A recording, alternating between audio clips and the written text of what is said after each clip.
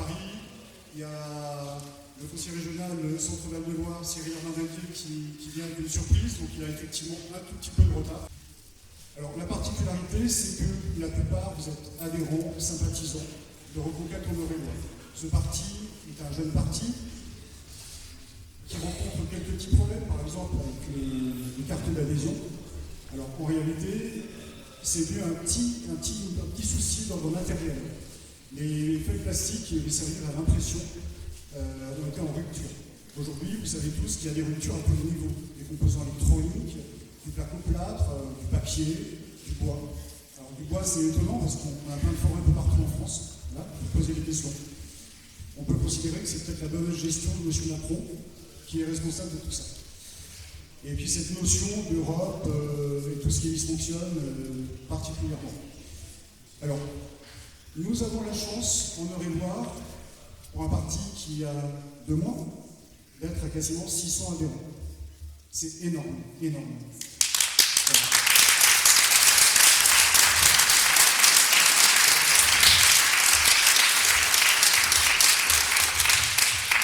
Autre particularité, vous faites partie des 1700, bientôt 1800 sympathisants de ce beau parti. Vous êtes dans tous les coins, dans toutes les communes, dans tous les villages.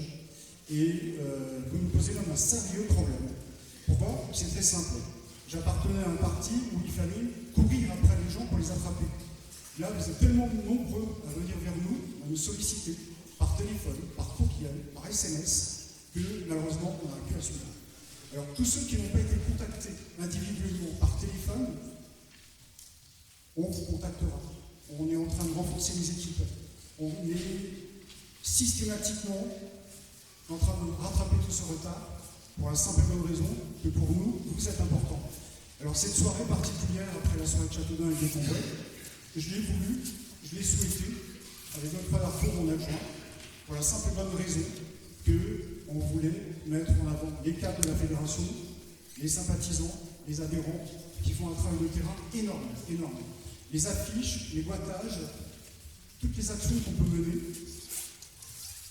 c'est hyper important. Et je sais, on peut compter sur vous, vous êtes présents pour répondre très rapidement à les sollicitations. Dites-vous bien que l'événement de Châteaudun a été monté en 5 jours. Voilà, 5 jours. Initialement, c'était prévu à une autre date. Malheureusement, les choses ont changé. 5 jours pour monter un événement avec autant de monde. L'événement de Guigné-Combray, vous avez pu le remarquer, a été monté aussi très très rapidement. J'ai pris une décision de ne pas communiquer à outrance. Pourquoi? Parce que j'ai pas envie qu'on vive des événements qu'on n'a pas envie dans d'autres départements. Les antifas, ils restent à la maison, ils ne nous embêtent pas, on ne va pas les embêter. Alors, je vais demander à Godefroy Darcourt, qui est le délégué départemental, le coordinateur départemental adjoint, désolé, j'ai encore des petites erreurs dans le langage, ça provient de mon ancien parti. Le coordinateur départemental adjoint, le responsable de GZM en Eure-et-Loire. Je vais lui demander de monter la tribune.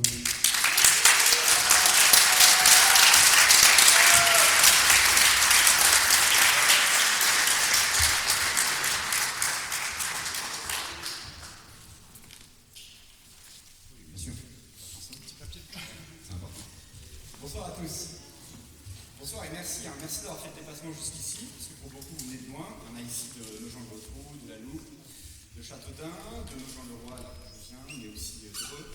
Voilà, c'est quand même un grand département, quoi qu'on en dise. Donc merci, c'est aujourd'hui la première réunion publique conçue pour la Fédération de Reconquête Eure-et-Loire.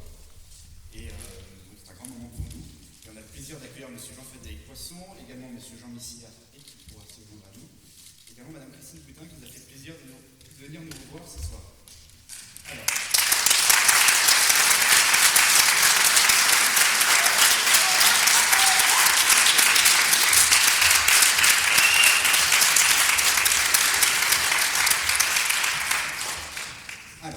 Avant de vous dire ce que j'ai à dire, je ne peux pas poursuivre sans mentionner le formidable travail que faisait Éric Lacroix depuis maintenant de longs mois.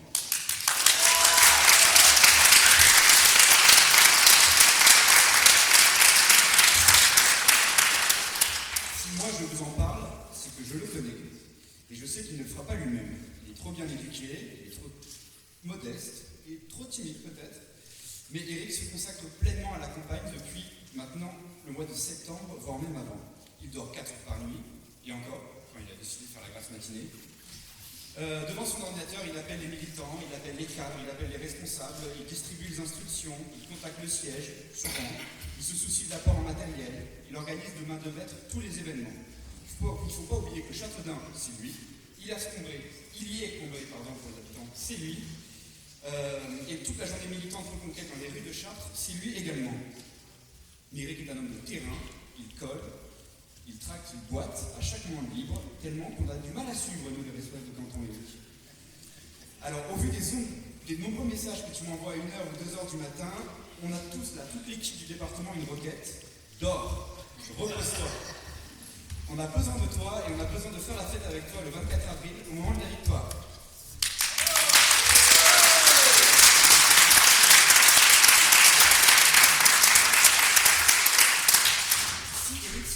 C'est qu'il partage le même sentiment que moi, et que beaucoup d'entre vous, je le pense.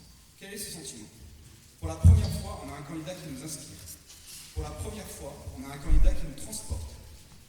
Pour la première fois, on a un candidat qui a tout abandonné pour s'engager au service de notre vision de la France, et non d'un parti ou de je ne sais quoi, pour que notre pays retrouve sa grandeur, sa prospérité et sa foi en l'avenir. On a eu Villepinte, on a eu Cannes, Lille, Mont-Saint-Michel, aujourd'hui Chambéry, et même ici chez nous à Châteaudun. Partout où il passe, la candidature d'Éric Zemmour attire les foules et suscite l'engouement. Pourquoi? Alors, moi je vais vous répondre selon moi. Pour moi, jeune français, membre de Génération Z, Zemmour fut pour moi un mentor politique, à distance bien sûr. Il venait chez moi que par via la télévision et Internet, et mettait des mots sur mes souffrances et mes interrogations. Son discours m'a surpris, il m'a intéressé, et il m'a convaincu. J'en suis persuadé, c'est le cas de beaucoup d'entre vous. Alors, j'ai l'avenir devant moi, je n'ai que 27 ans, grand père en face. Mais quel avenir me propose-t-on à longueur de journée? On me propose un avenir terne et sans saveur. On me dit que je dois désormais vivre avec le terrorisme, on me dit que je dois faire attention à mon sac quand je prends les transports, on me dit que je ne dois pas me défendre, on me dit que je ne dois pas aimer mon pays pour ne blesser personne. On me dit que l'État ne doit rien faire, ne peut rien faire pour ma sécurité, pour mon pouvoir d'achat, que l'État ne peut pas tout, et encore moins l'indispensable. Concernant mon pays, on me dit que la France est finie, qu'elle doit s'effacer, que notre avenir, c'est l'Europe, que la France ne veut rien dire, que c'est juste un espace où vivent et se déplacent des populations qui vont et qui viennent. Bonjour à tous. Alors, bonjour à tous, bonjour à toutes. Merci Christine Boutin d'être là. Vous représentez tout ce que nous aimons, tous ici, c'est-à-dire une femme qui a toujours milité pour la transmission, pour la conservation des valeurs. Vous êtes exactement tout ce que les femmes avec Éric Zemmour ont envie de continuer à construire. C'est-à-dire que nous sommes...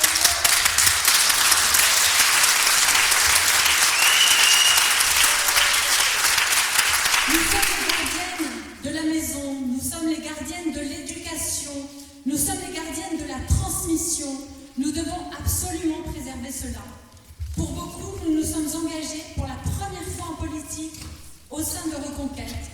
Et en tout cas, c'est mon cas, puisque je n'ai jamais adhéré à aucun parti. Je n'ai jamais milité, excepté dans le cadre de Marche pour la vie ou contre le mariage pour tous.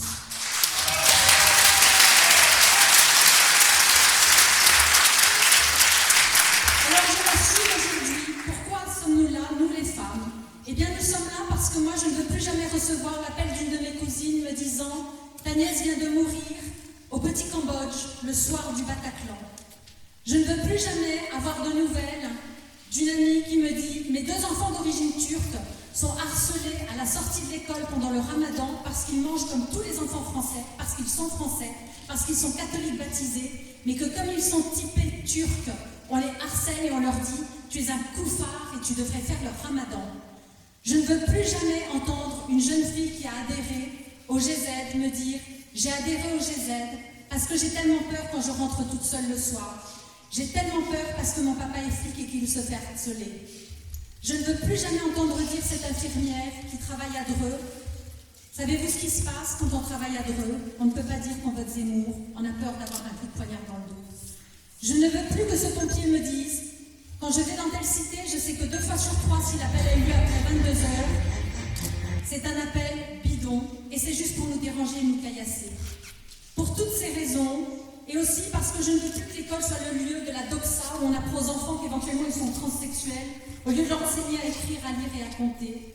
Pour toutes ces raisons, parce que je ne veux plus qu'on donne 100 millions d'euros à une banlieue de racailles, pantanésins, 100 millions d'euros pour 2700 habitants, 100 millions d'euros qui ont été jetés par la fenêtre, par l'agressivité de gens qui nous détestent, qui n'ont aucun respect pour la France, qui n'ont jamais travaillé, jamais eu l'intention de travailler. Pour toutes ces raisons, nous sommes la France qui travaille, nous sommes les femmes avec Zemmour, et nous allons continuer à militer parce que nous voulons porter notre candidat, qui a toutes nos valeurs, qui est celui qui a enfin de redonner l'espoir à la France, à la présidence de la République. Je vous remercie tous d'être là, et je vais accueillir maintenant notre responsable régional, Franck Martin, qui doit nous rejoindre ici.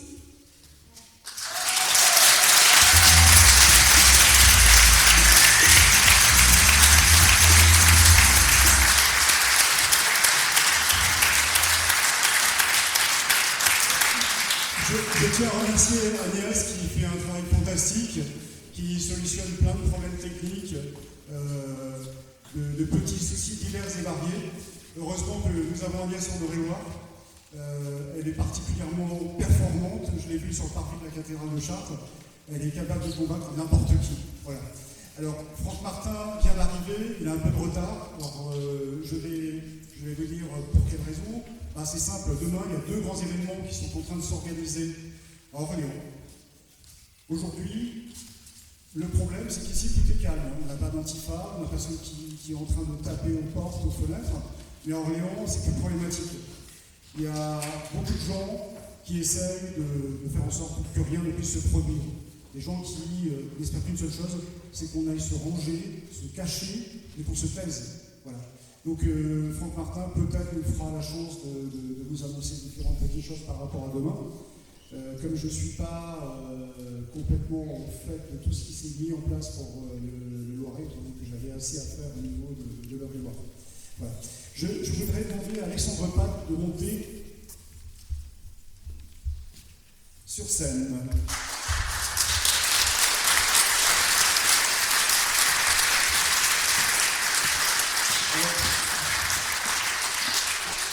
Alexandre est le responsable d'un canton qui a changé de nom il n'y a pas très très longtemps en été, qui s'appelle les Villages Vauvert. Alors Alexandre, je l'ai appelé hier, je lui ai demandé d'aller à la rencontre d'un élu. Et donc il va vous expliquer ce qu'il a entre les mains. Voilà, je passe le micro. Merci. Eh bien écoutez, merci beaucoup de m'accueillir. Effectivement, Eric m'a confié à partir du mois de décembre le canton des villages vauverts. Je m'excuse, pour moi c'est toujours Vauve, parce que je suis né là-bas.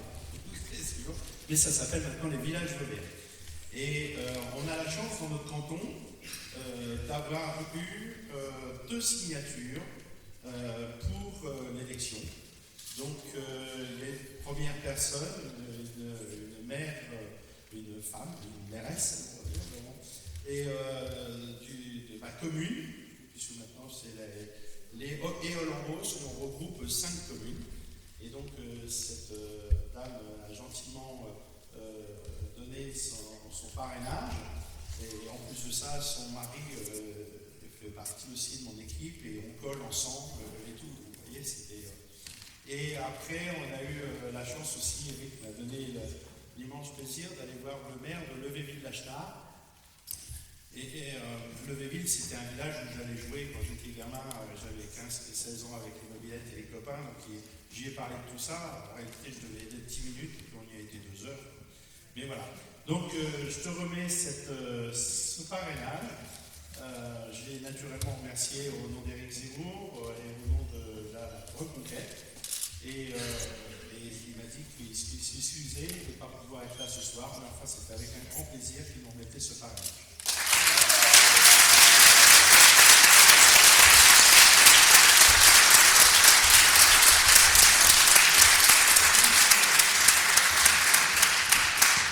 Merci Alexandre. Alors, dans la salle, c'est pas. On a plusieurs élus qui ont confié, qui ont donné leur parrainage. J'en ai un devant moi. J'ai une personne un peu plus loin. On peut les remercier parce que c'est grâce à ces élus que la démocratie s'exerce.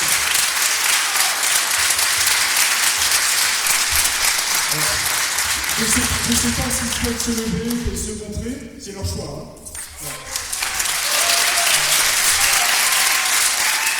Je te remercie pour tes mots. Comme tu l'as souligné, nous avons deux caractères forts. Il n'a pas toujours été évident qu'on se mette d'accord tous les deux sur certaines choses. Mais malgré tout ça, il y a une chose qui est bien réelle, c'est qu'avec Éric Lacroix, nous partageons une chose, tous les deux. C'est notre amour de la France, notre amour pour nos valeurs, nos traditions, et notre volonté de sauver ce qu'il y a à sauver. Avec Éric Lacroix, nous avons été de tous les combats, que ce soit des municipales, des départementales, des régionales, aujourd'hui de la présidentielle, et nous serons encore demain sur celui des législatives. Nous n'avons qu'une idée, celle de voir triompher nos valeurs, notre idée de la France, cette France que nous chérissons, dans laquelle j'ai grandi, celle que j'ai envie de retrouver aujourd'hui, demain, pour mes enfants, celle que j'ai connue à l'époque où j'allais à l'école, au son des clochers, celle que j'ai connue quand j'entendais l'Ave Maria qui sonnait ma récréation, cette France-là, qu'aujourd'hui, nous avons perdue. Nous l'avons perdue pourquoi ? Nous l'avons perdue à cause de la lâcheté de nos dirigeants qui se sont succédés. Nous l'avons perdue au nom de la laïcité qui, au lieu d'affirmer des valeurs, n'a été rien d'autre que la négation de celles que nous avions à cœur. Et aujourd'hui, dans mon engagement politique, je suis issu du Rassemblement national. Pourquoi je suis passé à Éric Zemmour et au mouvement Reconquête ? Je vais vous l'expliquer là en quelques mots. À l'époque où j'ai rejoint le Rassemblement national, j'ai cru en ce qui nous était vendu, j'ai cru en le fait qu'il y avait une volonté d'agir pour la France et les Français. J'ai appris à mes dépens que, hélas, autour de Marine Le Pen, ce qui animait les cadres, les principaux cadres, ce n'était pas l'intérêt commun, l'intérêt de tous, c'était un agrégat d'intérêts particuliers pour essayer de se placer le plus rapidement, le plus simplement et toucher des indemnités d'élus. J'ai découvert également que le but affiché était, pour le premier cercle et les quelques heureux élus, de pouvoir participer à ce qui était les scrutins de liste, parce qu'elles vous garantissent une place pas chère, quasi assurée. Et cette façon de faire la politique, elle s'est faite donc au plan national avec un désintérêt pour le local. La sanction, elle est immédiate et le RN en souffre aujourd'hui. Qui dit un désintérêt du local, dit pas d'élus locaux et donc pas de parrainage pour la présidentielle. Être un élu local engagé, ça veut dire supporter d'être un conseiller municipal d'opposition, ça veut dire ne pas avoir droit à la parole forcément sur tout, porter des idées qui parfois seront acceptées, validées, mais pas avec votre nom, au nom d'une majorité qui n'aura fait que les récupérer. C'est frustrant, mais c'est un travail nécessaire pour être connu et reconnu localement et pour pouvoir avoir la prétention plus tard de pouvoir participer à des scrutins un peu plus importants et qui permettent d'avoir enfin potentiellement les moyens de rectifier un tant soit peu notre société dans ses imperfections. Je vais revenir sur ce qui est mon quotidien dans la vie en dehors de la politique, c'est la police. Je suis fonctionnaire de police depuis de nombreuses années, en service actif. J'ai été en brigade spécialisée de terrain, j'ai couru après des délinquants dans des quartiers à risque. J'ai fait du renseignement pour l'antiterrorisme, j'ai fait également du maintien de l'ordre et diverses autres activités d'investigation. Et ce qu'il faut constater quand on est dans ce cadre-là, c'est que nous avons une véritable poudrière chez nous, dans nos quartiers, aux portes de nos villes. À force d'entasser toute la racaille, tous les voyous, toutes les civilisations séparatistes. Et je cible précisément le séparatisme islamiste, qui a recréé exactement les mêmes conditions de vie que celles que leurs ancêtres avaient fuies. Ils les ont recréées chez nous. Et aujourd'hui, ils nous imposent leur mode de vie. J'étais une fois sur l'émission sur C8, sur TPMP, face à une jeune femme, Amal Bentouti, qui représentait le collectif Urgent la police assassine. Cette jeune femme me disait fièrement que les policiers ne devaient plus aller dans les quartiers afin de ne pas provoquer les jeunes, et que dans les quartiers, tout se passait très bien, qu'ils n'avaient pas besoin de police. Cette jeune femme portait un décolleté plongeant, une mini-jupe très très courte. Et j'étais la voir, je lui dis mais vous êtes sûr que vous voulez plus de la police pour assurer l'ordre républicain dans les quartiers? Elle m'a dit oui, on se débrouille très bien ça, moi je rentre où je veux. Alors je lui dis écoutez ma chère dame, je vous invite à venir avec moi à Trappes et vous allez voir que vous n'allez pas rentrer. C'est-à-dire que vous allez venir avec moi, on va vous dire une première chose, on va dire ma sœur, habille-toi décemment. Il y aura un avertissement, il n'y en aura pas deux. Je dis si on interdit à la police de rentrer dans les quartiers et de maintenir l'ordre républicain, la nature a horreur du vide. L'islam et la charia viendront nous remplacer. Petite anecdote, vécue là aussi, en 2015, alors que je travaillais sur le quartier des Isards à Toulouse, quartier tristement connu pour avoir eu Mohamed Merah qui y est né et qui a grandi. Mohamed Merah, donc responsable de la tuerie de Zaratora. Quand j'étais dans ce quartier, ravagé par le trafic de cocaïne, il faut savoir que les barbus, comme on les appelait là-bas, c'est-à-dire les tenants de l'islam radical, salafistes, avaient réussi le coup de force de racketter les dealers. Autrement dit, 80% de l'argent qui était généré par le trafic de cocaïne était envoyé chez Daesh. Cet argent-là servait à financer des armes, la guerre locale, et nous n'avions aucune prise là-dessus. Il faut prendre conscience de l'impact sociologique et de la force de cette idéologie. Arriver à racketter les dealers, c'était pour moi impensable, parce qu'un dealer fonctionne avec une seule chose, l'argent, c'est sa seule religion. L'islam a réussi à prendre le pas là-dessus. Il n'est nul besoin de faire intervenir l'armée dans les quartiers, comme j'ai pu l'entendre parfois chez certains syndicats policiers extrémistes. La police peut très bien rétablir l'ordre républicain. Tout ce qui nous manque, ce sont des ordres, des préfets, une vraie volonté politique et concrètement accepter le fait d'avoir quelques émeutes et de pacifier, j'aime bien cette expression, pacifier les zones rebelles. Aujourd'hui, je travaille donc pour le syndicat de police, je travaille pour les policiers qui sont victimes du devoir, ceux qui sont tués, comme l'a été par exemple ma collègue Stéphanie à Rambouillet, égorgée lâchement par un islamiste venu simplement s'attaquer à une victime facile. Tout ceci, ça fait que ça renforce tous les jours un peu plus mon combat. J'ai perdu trop de monde, trop de proches, trop d'amis à cause du terrorisme. Ça a commencé par mes camarades de la brigade parachutiste avec Merah.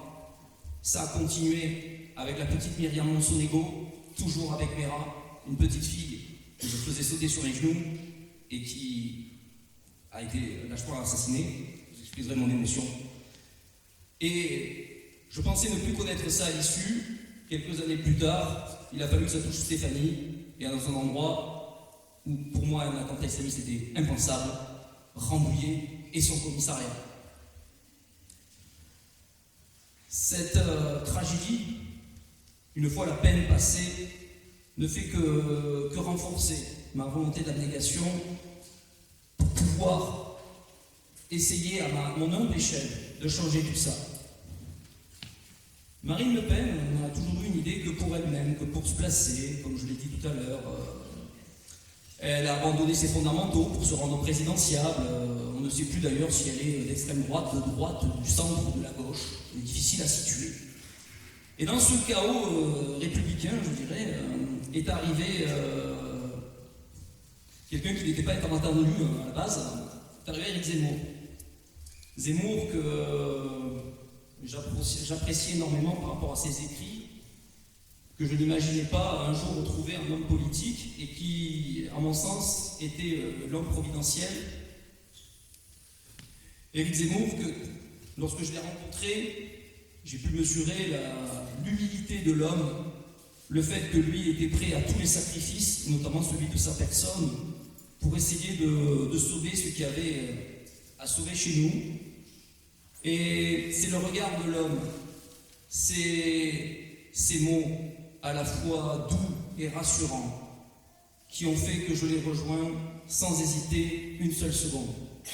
Et j'ai été fier de lui donner mon parrainage. Et tout à l'heure, c'est pour ça que je suis d'ailleurs arrivé en retard, j'ai été en chercher 2 autres dans le fin fond du Loiret pour lui permettre de pouvoir accéder, je l'espère, à la fonction présidentielle.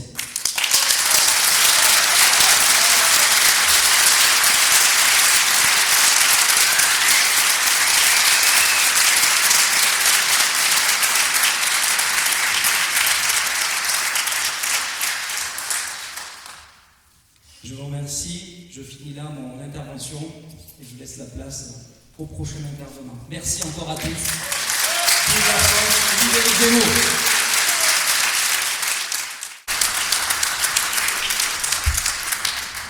Merci beaucoup de cet accueil chaleureux.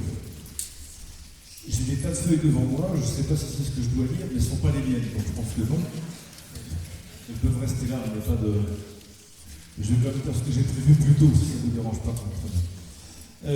Chers amis, d'abord, quelques mots pour, avec moi, vous inviter à remercier très chaleureusement les équipes qui ont organisé cette belle réunion dans des circonstances de concurrence électorale, si j'ai bien compris, un peu difficile, dans un contexte de sécurité un peu tendu. J'étais à Grenoble moi-même lundi soir et il y avait beaucoup de musique, beaucoup de tambours et beaucoup de cris à l'entrée de la salle. Presque autant de personnes dehors que dedans. Bon, je ne sais pas le cas ici, mais donc on comprend bien ça. Donc je vous remercie de bien vouloir saluer par vos applaudissements. Merci à vous.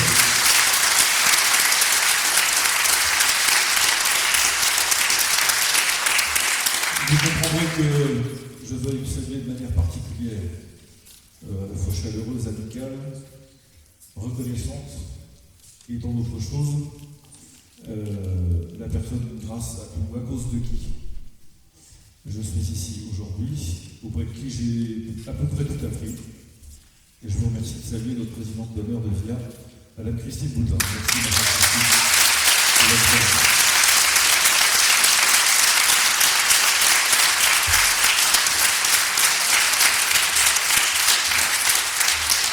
Je voudrais également saluer particulièrement Monsieur le conseiller régional, merci de votre intervention. Monsieur le maire, que j'ai vu votre jour en Châteaudun, qui a ouvert le bal dans cette réunion. Et tous ceux qui soutiennent, qui par leur action permettront dans quelques jours à Éric Zemmour d'obtenir enfin les parrainages dont il a besoin. Et puis je salue les responsables de nos mouvements respectifs, Reconquête, qui sont dans la salle, vous les avez vus, et puis notre délégué local Thierry Lebin qui est ici. Merci pour votre action militante de tous les jours. Grâce à vous aussi, ce genre de choses est possible. C'est méritant, ça l'est un tout petit peu moins qu'il y a quelques semaines. Mais c'est méritant de s'engager dans un parti politique, dans une période où la désapprobation ou le rejet des Français est largement porté sur ces formations, ces partis politiques, parce qu'on ne sait plus très bien à quoi ils servent. J'espère que la campagne présidentielle, pour beaucoup d'entre vous, est aussi l'occasion de redécouvrir que cet engagement est nécessaire. Je remercie donc tous ceux d'entre vous qui sont engagés, c'est-à-dire la majorité d'entre vous, et aux délégués locaux, sans qui rien de fait n'est possible. Merci donc à eux.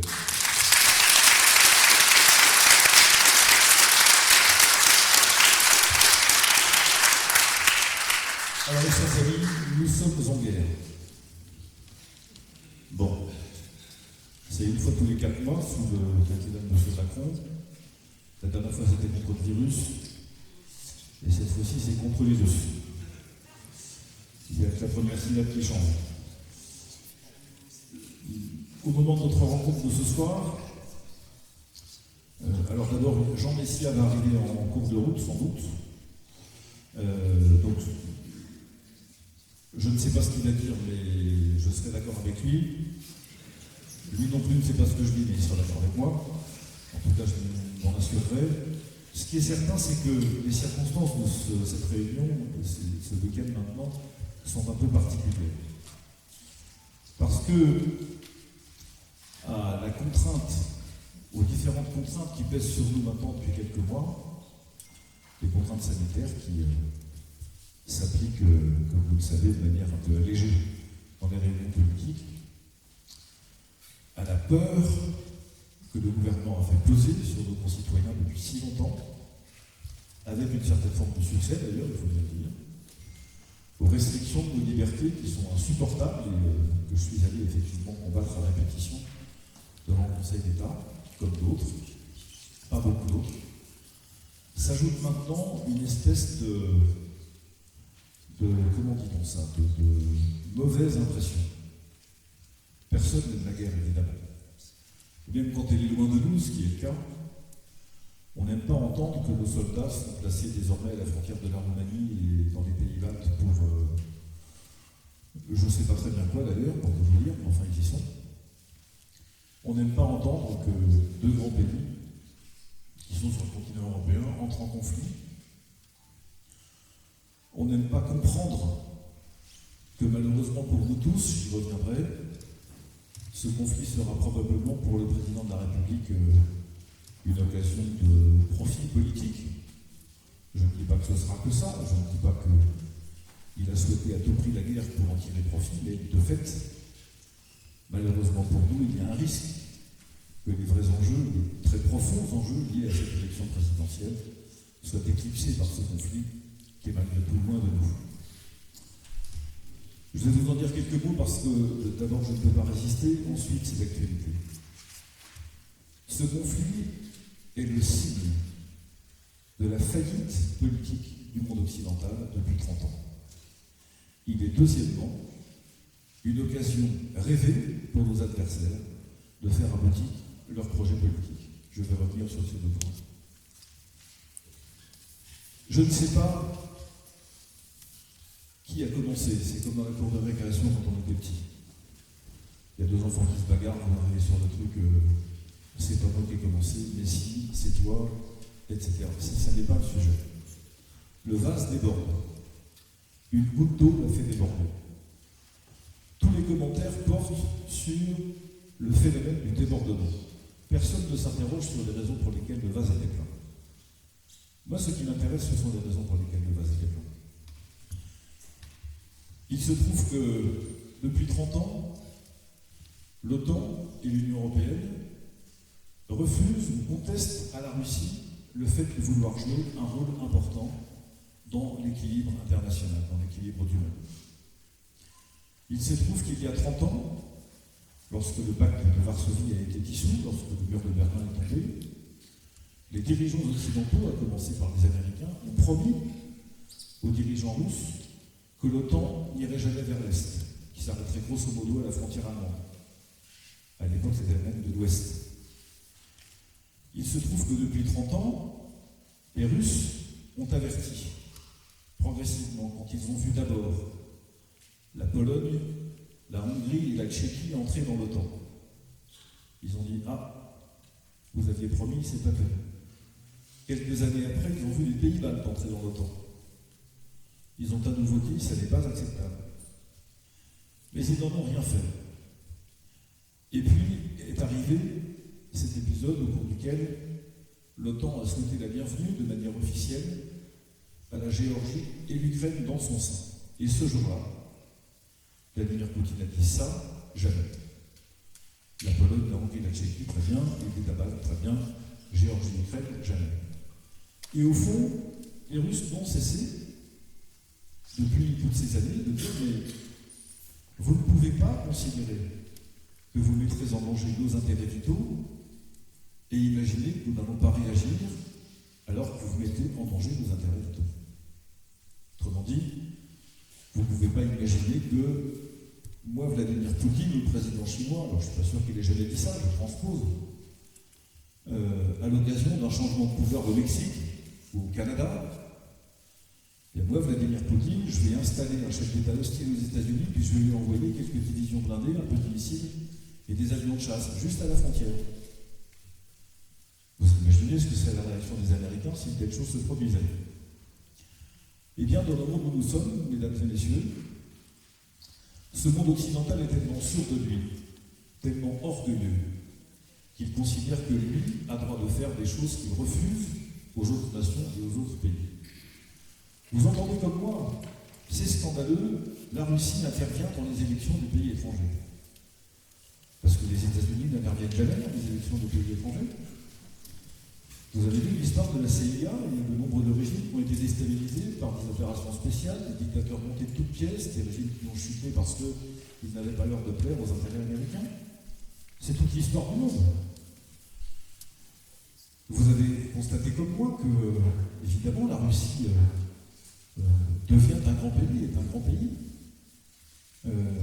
On a pris des sanctions terribles contre la Russie dès cet après-midi, puisque les représentants chanteurs au concours de l'Eurovision russe n'auront pas le droit de concourir, c'est une menace évidemment insupportable. Vous avez entendu aussi que le Grand Prix de Formule 1 qui devait se dérouler en Russie va se faire là-bas en Russie, mais en Turquie, qui est un grand pays démocratique où on respecte les droits de l'homme et le droit international, puisque les Turcs.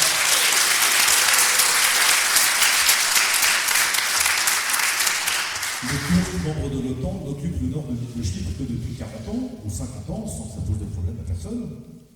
Même nous confions aux Turcs le soin d'organiser ce Grand Prix automobile. Nous avons donc une espèce de manie, une mauvaise manie, comme aurait dit ma grand-mère, et c'était des choses pas très belles qui est désignée par cette expression, à considérer que parce que nous sommes l'Occident, parce que nous portons, nous, les valeurs de la démocratie, sous-entendu personne d'autre ne les porte, eh bien nous avons des droits que les autres n'ont pas. Et deuxième élément, nous avons perdu cette idée simple que l'histoire des hommes est faite de la coexistence plus ou moins pacifique entre des nations. L'Union européenne a perdu, en tout cas ses responsables, pas nous, là aussi je vais y revenir, a perdu le sens de ce qu'est une nation. A perdu de vue cette idée que, de la même manière qu'une famille est une communauté naturelle de destin, de la même manière qu'une association ou une entreprise est une communauté naturelle d'action, bien de la même manière, une nation est une communauté naturelle, c'est-à-dire un espace indispensable à ce que les hommes trouvent suffisamment de relations, suffisamment de culture commune, un langage commun, un patrimoine commun, une histoire commune, sans lesquels ils ne peuvent pas vivre heureux. Nous avons entretenu la chimère d'une Europe qui pourrait se substituer au phénomène national. Nous avons entendu depuis 30 ans, 40 ans, 50 ans, cette idée folle, bête, selon laquelle c'était les nations qui étaient responsables de la guerre de 1939, et que puisque les nations portaient cette responsabilité, eh bien, en les éradiquant, enfin nous installerions la paix. Ce ne sont pas les nations qui ont fait la guerre en 1939, ce sont des fous. C'est pas la même chose. Et vous avez vu comme moi qu'il n'y a pas de... Nous avons eu la paix en Europe, certes, mais sauf à Chypre, sauf dans les Balkans, et sauf à considérer qu'un certain nombre d'entre nos pays ont été engagés sur des territoires d'opération ailleurs, et je ne parle pas des guerres qui ont fait s'affronter, en Irlande du Nord par exemple, des peuples les uns contre les autres, enfin le même peuple divisé contre lui-même. Puis je me souviens d'une chose. Alors que je présidais la commission d'enquête sur les moyens de Daesh à l'Assemblée nationale en 2016. Nous avons reçu en audition l'ambassadeur Orlov, qui était l'ambassadeur de Russie à l'époque en France, un très grand diplomate. Très grand diplomate. Nous l'avons entendu, et puis je l'ai raccompagné jusqu'à sa voiture. Et évidemment, la crise de Crimée avait déjà commencé depuis 2 ans. Et je lui ai dit, monsieur l'ambassadeur, je n'ai pas voulu évoquer la Crimée parce que ce n'était pas l'objet de notre commission d'enquête, Et il m'a dit, monsieur le député, vous avez bien fait parce que je vous redis une chose très simple. Vous avez bombardé Belgrade avec l'OTAN contre la ville de l'ONU à la fin des années 1990. Vous avez arraché à la Serbie le Kosovo pour en faire un État artificiel, qui est en fait un État mafieux, que l'Union européenne subventionne à coût de centaines de millions tous les ans pour nourrir un foyer islamique au cœur de l'Europe. Et vous imaginez une seule seconde que nous allons considérer que le reproche que vous faites sur la Crimée a quelque crédit que ce soit? Vous n'êtes pas sérieux. En réalité, mes chers amis, notre idéologie nous a aveuglés. Nous ne comprenons plus ce qu'est le concert international. Nous ne comprenons plus qu'un chef d'État soit d'abord intéressé à défendre les intérêts de son pays plutôt que quoi que ce soit d'autre. Souvenez-vous de ce qu'on disait de Donald Trump, qu'on raillait quand il est devenu président parce qu'il disait « Moi, je m'occupe d'abord des intérêts des Américains, le reste ne m'intéresse pas ». Mais j'aimerais beaucoup avoir entendu les présidents français dans la période nous dire « Moi, je m'occupe d'abord des intérêts des Français, puis le reste, on verra plus tard ». C'est ça que nous attendons. C'est pas une espèce de folie qui voudrait qu'on s'intéresse au monde entier et beaucoup plus à ce qui se passe loin de nous qu'à ce qui se passe chez nous. Nous sommes devenus fous. La guerre qui est en train de se dérouler à 3000 ou 4000 km de chez nous est une folie, tout simplement parce que nous n'avons refusé de comprendre que dans le monde où nous sommes, il reste des gens qui sont attachés à des anciennes choses, à des choses simples, à des choses traditionnelles, à leur culture, à leur patrimoine, à leur espace vital. C'est pas très compliqué à comprendre pourtant. Nous avons oublié tout ça. Alors, je ne suis pas en train de vous dire que Vladimir Poutine a eu absolument raison d'envahir l'Ukraine. Je ne suis pas en train de vous dire que je me réjouis de voir que effectivement nous nous soyons trompés une fois de plus. Je ne suis pas en train de vous dire que je suis heureux de revoir sur les plateaux les va-t-en-guerre qui nous ont envoyés en Libye pour les conséquences que nous savons, en Syrie pour les conséquences que nous savons, en Afghanistan pour les conséquences que nous savons, en Irak pour les conséquences que nous savons, sans parler de tous les autres pays où nous sommes venus en sauveurs de la démocratie et repartis la queue entre les pattes. Et ça s'est passé à chaque fois. Je suis en train de vous dire simplement que nous devons tirer les bons enseignements de cette crise. Et malheureusement, je crains que le chef de l'État, en premier lieu, ne tire pas les bons enseignements de cette crise. Et j'en veux pour preuve la première intervention qu'il a faite hier soir, en expliquant, vous l'avez sans doute entendu, que, évidemment, cette guerre, ce nouveau conflit, était le signe du caractère absolument indispensable de la souveraineté européenne. Car pour les mêmes raisons, vous ne pouvez pas organiser une communauté humaine en ignorant complètement les bases de ce qui fait, de ce que sont les exigences naturelles, les besoins naturels des hommes qui ont besoin d'un cadre, d'une communauté dont ils comprennent les ressorts, dont ils partagent l'histoire, encore une fois, des choses, encore une fois, basiques et simples. Et nous nous apprêtons, à l'occasion de cette guerre, à d'abord entendre encore énormément d'inepties à la télévision, mais nous finissons par avoir l'habitude. Mais ce qui est plus grave, c'est qu'il ne faudrait pas qu'à l'occasion de ce conflit, les choses qui sont essentielles, indispensables au redressement de la France et que porte notre candidat Éric Zemmour, soient évacuées ou reléguées au second plan. Donc je vous confie une première mission, si vous me le permettez, puisque c'est moi qui ai le micro, donc pour l'instant c'est moi qui parle. Nous avons tous et chacun le devoir de continuer à faire vivre ces thématiques malgré la guerre. Comme je dis d'habitude, la vraie dictature s'installe par le silence de ses opposants. Les dictatures ne torturent pas leurs opposants pour leur faire mal, elles les torturent pour les faire taire. Et là, nous sommes dans une circonstance dans laquelle peut-être on n'aurait même pas besoin de nous torturer parce que le peuple français pourrait s'apprêter à se taire tout seul, sans qu'on lui demande de le faire d'ailleurs.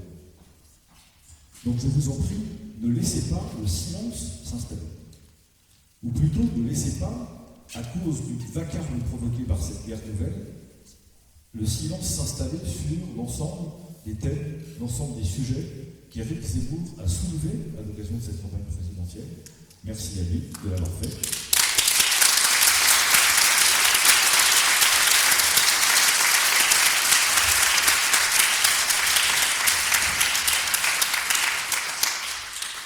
Ne laissez pas faire ça.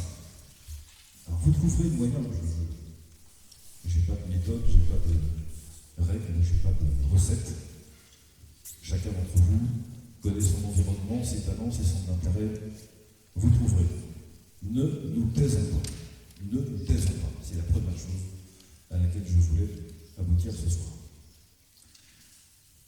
Mais malheureusement pour nous tous, si jamais Emmanuel Macron était réélu, non. Voilà. C'est ça.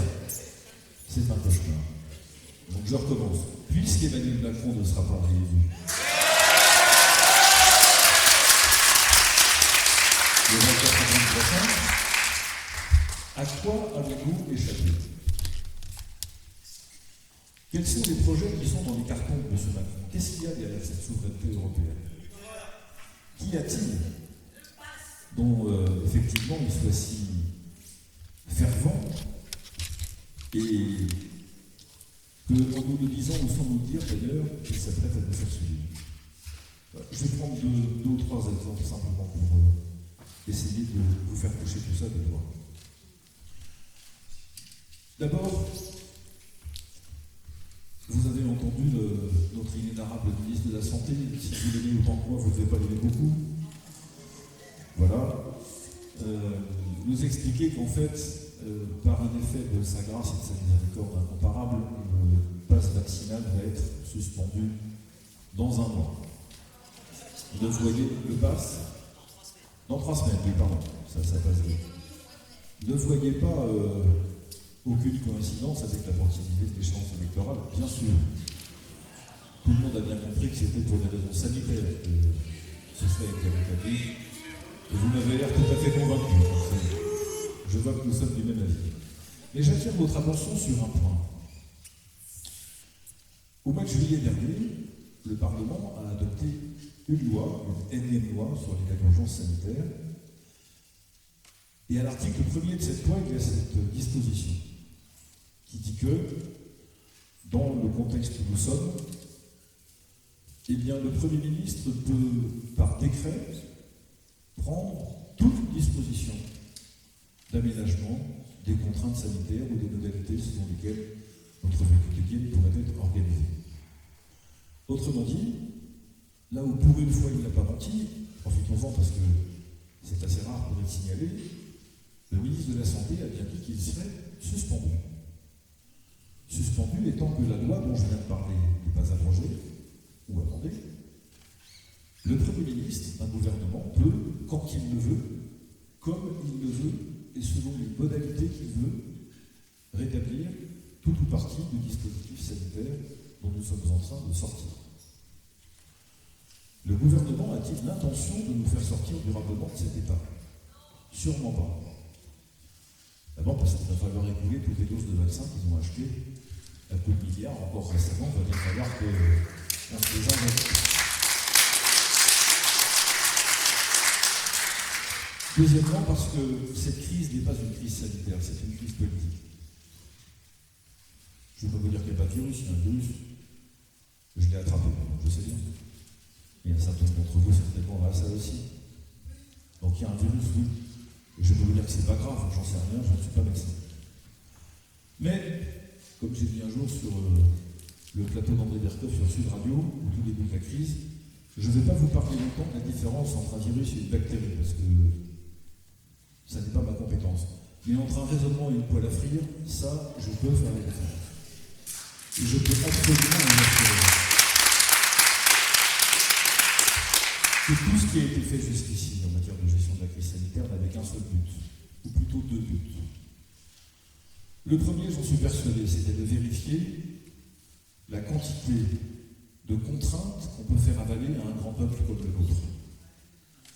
Et la deuxième, ou la seconde, c'était de faire en sorte que les amis d'un certain nombre de personnes qui sont très haut placées dans l'État puissent écouler les produits qu'ils fabriquent. Parce que je crois, fermement d'ailleurs, ça a été prouvé maintes fois, dans une collusion terrible, dramatique, insupportable, entre quelques grands intérêts financiers et quelques grands commis de l'État, pour ne pas dire pire que ça. Voilà pourquoi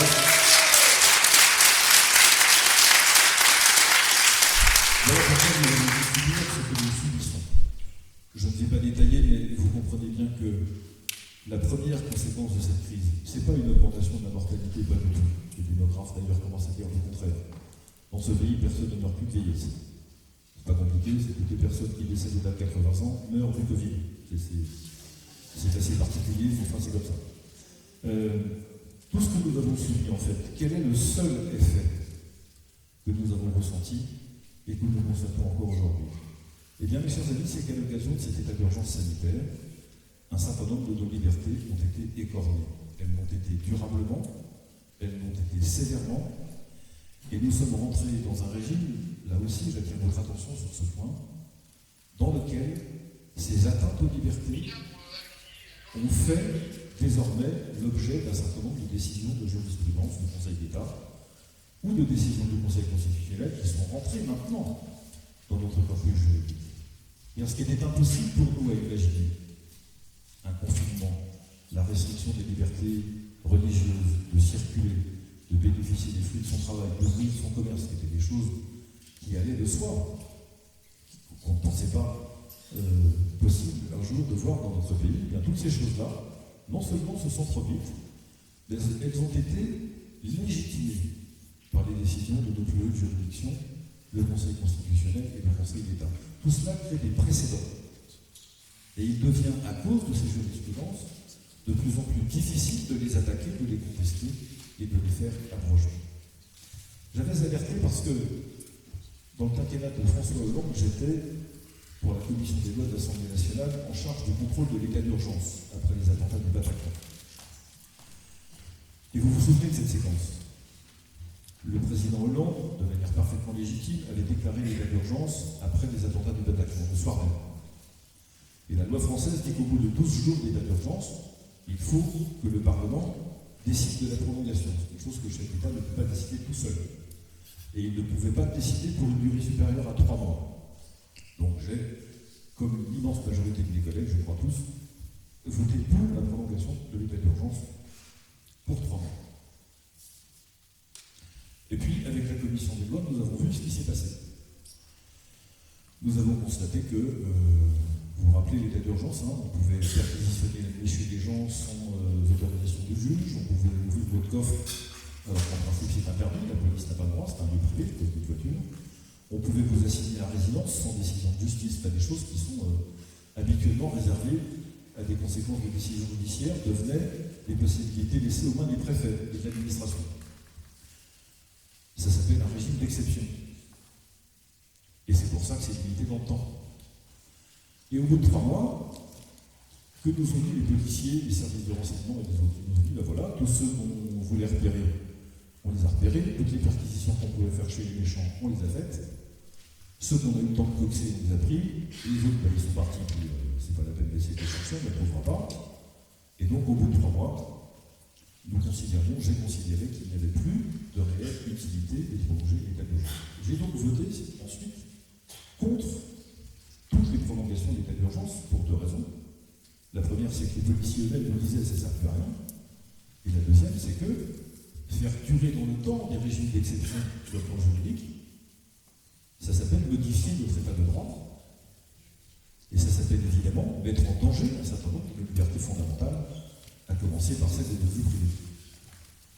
Et c'est ce qui est en train de se passer pour l'état d'urgence sanitaire, de la même manière que ça s'est produit à l'époque pour l'état d'urgence contre le terrorisme. Comment ça a terminé?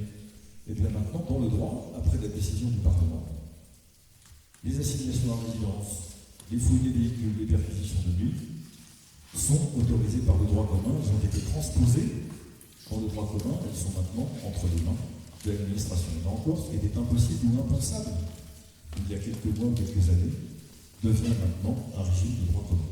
Nous sommes en train de vivre la même chose sur le plan sanitaire, et nul doute que ces libertés iront en s'amenuisant. Mais en fait, n'iront pas en s'amenuisant, puisque ce que je vous dis là, c'est le scénario qui n'existe pas, dans lequel M. Macron serait réélu le 24 avril prochain. Donc voilà ce qui n'arrivera pas en France, mais je tiens quand même à vous alerter parce qu'il est mieux être au courant.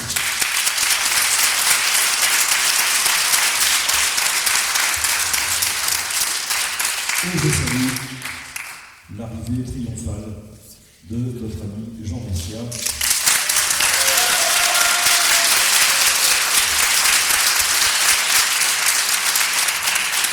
quelques informations tout à l'heure. En sachant au micro que même si tu ne m'as pas entendu, tu serais d'accord avec ce que j'ai dit. Et je ne sais pas ce que tu vas dire, mais je suis d'accord d'ores et déjà. Donc, pour que tout le monde comprenne bien, il n'y a pas de difficulté. C'est ça la retraite. Exactement. Deuxième chose que nous subirions si jamais M. Macron était élu le 24 avril prochain. Je vois que vous suivez, c'est très bien. Vous avez entendu parler de l'identité numérique? Vous n'avez pas entendu parler de ça, l'identité numérique? Ça le prix, c'est exactement ça. C'est une citation, ça m'a été soufflé par notre diamant ici. Il y a quelques jours, les responsables de la commission de Bruxelles ont déclaré qu'ils s'apprêtaient à mettre en place un système d'immatriculation de tous les citoyens membres des États de l'Union. Donc, de la même manière que nous avons un numéro de sécurité sociale en France, qui vous est attaché depuis la naissance jusqu'à ce que nous montions vers le père, eh bien l'Union européenne va faire la même chose. Elle va nous attribuer un numéro, géré par un système évidemment centralisé au sein de l'Union européenne, et auquel seront rattachés petit à petit tous les aspects de notre vie quotidienne. Un peu comme aujourd'hui, les comptes Amélie en France, vous savez, le site sur lequel on va pour déclarer ses impôts, voir sa sécurité sociale, etc., tout ça. Mais sur le plan européen. Et avec quelques autres aspects. En particulier, celui qui a conduit il n'y a pas très longtemps, la même Commission européenne a déclaré que ces objectifs écologiques étaient désormais non pas des intentions, mais des obligations.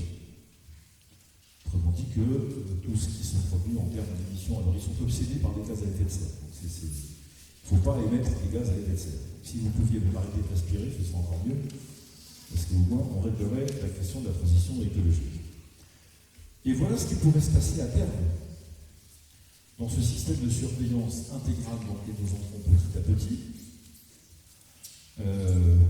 À votre numéro d'immatriculation sera connecté votre compte bancaire. Il y aura probablement des certificats d'émission d'énergie individuels, comme il y en a aujourd'hui pour des entreprises.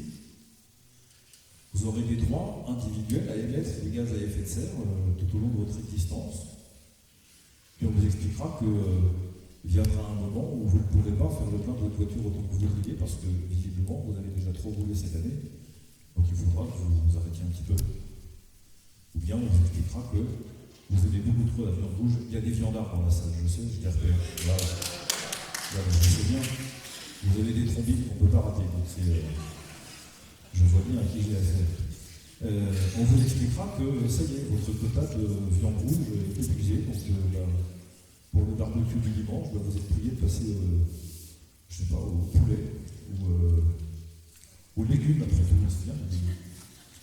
Parce que, effectivement, vous aurez dépassé ce que ce pouvoir central vous aura accordé comme droit à faire. Ça s'appelle le crédit social. Vous avez vu que, alors vous allez me dire, oui, monsieur Poisson, on sait, vous êtes très occupé en ce moment, vous devez être un peu fatigué. Si vous preniez un peu de repos, ça irait beaucoup mieux. Vous allez voir, rien de tout ça n'est grave, comme dirait le ministre de l'Intérieur, ça va bien se passer. Et voilà, ça ne va pas bien se passer. Parce que j'ai une très mauvaise nouvelle pour vous tous, le crédit social est actif en Chine, il est en train d'être installé au Canada, qui est, à ce que je sache, n'est pas une dictature, qui est lui aussi un peu membre de l'OTAN, pays parfaitement fréquentable et tout ce qu'il y a de bien. On l'a vu d'ailleurs récemment avec le pays est bien, le Premier ministre est un peu moins bien, c'est un point de vue personnel. Et voilà ce qui pourrait se passer. Et quand nous sommes dans notre pays à devoir entendre le plus haut fonctionnaire de la santé publique en France, M. Hirsch, directeur de l'assistance publique des hôpitaux de Paris, nous expliquer que finalement, nos choix individuels peuvent avoir des conséquences directes sur notre accès à des choses qui sont aujourd'hui considérées comme des droits fondamentaux. Quand il dit « si vous n'êtes pas vacciné et que vous allez dans les services de réanimation, eh bien, vous devrez payer une partie des soins. » Qu'est-ce qu'il nous dit? Il nous dit ça. Il y a des choses qui sont obligatoires, ou qui sont simplement bien vues, bien portées, dans le sens du vent. Si vous ne les faites pas, eh bien, comme disait la marionnette d'Antoine Wechter au Guignol il y a quelques années, vous vous excluez vous-même du mouvement. Vous sortez du pacte social. Et quand j'entends l'inénarrable porte-parole du gouvernement, M. Attal, qui, oui, vous pouvez le citer, ça fait plaisir. J'ai l'habitude de dire qu'on a l'impression qu'il a les doigts dans la prise tout le temps, celui-là. Je ne sais pas comment il est remonté, mais alors vraiment, c'est un peu pénible. Il nous a expliqué l'autre jour très bien, mes amis, nous sommes prévenus. Ne disons pas que nous ne savions pas. Il nous a dit, notre ambition pour le prochain quinquennat, je cite à peu près mot pour mot, consiste à redéfinir notre pacte social et à faire passer les devoirs avant les droits.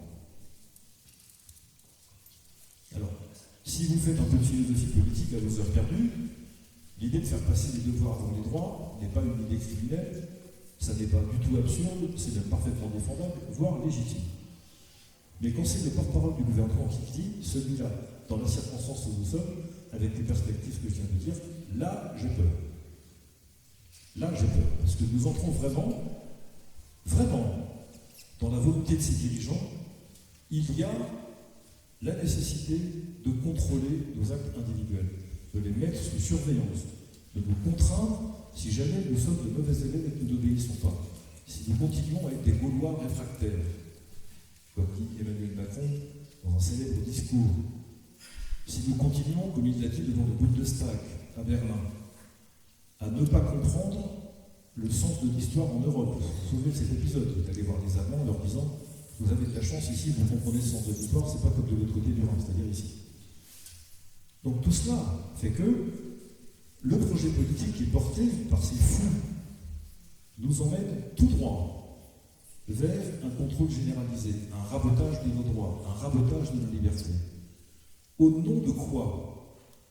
Même pas la prospérité, même pas une qualité de vie accrue, même pas un retissage des liens naturels ou des liens sociaux qui nous unissent ou que nous essayons tant bien que mal de faire vivre. Même pas une meilleure place de notre culture et de notre patrimoine dans notre vie de tous les jours, même pas tout ça. Si encore c'était le prix à payer pour ça, on pourrait au moins faire un arbitrage et se dire, contrainte pour contrainte, après tout, si c'est pour le meilleur, pourquoi pas, mais qu'est-ce qui nous est promis? À part davantage de société multiculturelle, à part davantage d'avancées de l'islam conquérant, à part davantage de victimes des addictions, du burn-out ou des dépressions professionnelles, à part davantage de précarité, à part davantage de déserts ruraux, monsieur le maire, à part davantage de choses comme ça, qu'est-ce qui est devant nous? Qu'est-ce que monsieur Macron a amélioré la situation de notre pays par rapport à il y a 5 ans? Rien. Et je vous le dis avec d'autant plus de tristesse que, il y a quelques jours, j'ai relu la petite plaquette que j'avais hésité pour concourir à la primaire de la droite et du centre. Elle a donc 5 ans et demi. Bon, je ne prétends pas être plus visionnaire du prophète que les autres. Mais j'ai dû constater à ma grande tristesse que rien de ce que j'avais écrit dans cette plaquette n'était devenu obsolète et que toutes les situations de crise que nous connaissions à l'époque se sont en fait aggravées, sans exception. Alors les députés de la République En Marche me disent, quand je les croise sur les plateaux de télévision, comme toi, mon cher Jean, ah oui, il y a eu la réforme du statut de la SNCF. Ok? Alors, il faut la regarder en détail d'ailleurs, parce que c'est pas si clair que ça. Mais si effectivement la seule réussite du quinquennat d'Emmanuel Macron, c'est la réforme du statut de la SNCF, j'ai envie de dire tout ça pour ça, je suis pas sûr que ça va être tout. Ah oui, mais il a sauvé l'économie française pendant la crise. Alors, j'ai toujours scrupule à parler d'économie devant des professionnels de la profession, comme dirait le cinéaste Jean-Luc Godard.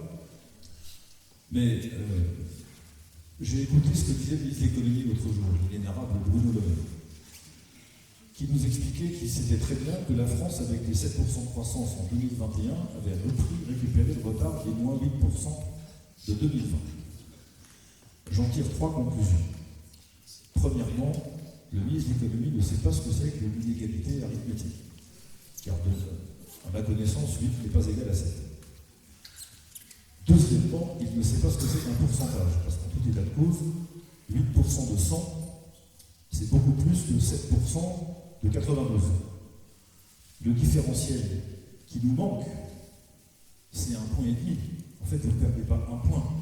Quand vous passez de moins 8 à plus 7, vous perdez 1,5 point. 6 exactement, vous pouvez faire le calcul chez vous. Mais surtout, un point de croissance, c'est 28 milliards, Jean, à peu près, c'est ça? Allez, on va dire 30 pour ne pas perturber nos amis avec la table de 28 qu'on ne pratique pas tous les jours. Allez, 30. Le gouvernement nous a endettés de 500 milliards supplémentaires pendant le quinquennat. D'accord. Nous avons gagné 7 points de croissance. 7 fois 30, 210. Donc si je comprends bien, nous avons acheté 500 milliards, quelque chose qui coûte 210. Et on explique que c'est une bonne affaire. C'est un peu comme Alstom.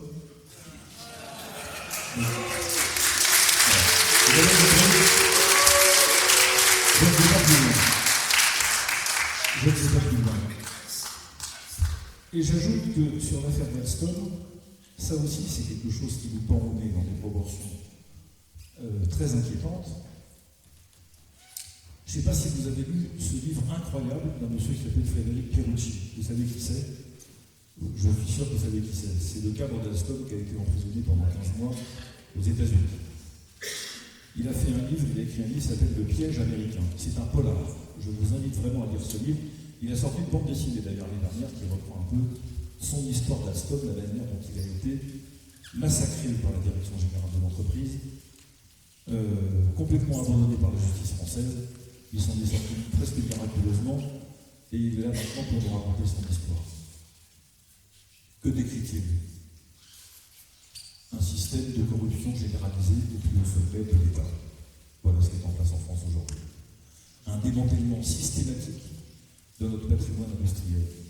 Une vente par appartement de nos plus grandes entreprises, dont Alstom est le cas le plus connu, n'est pas le plus spectaculaire ni le plus grave.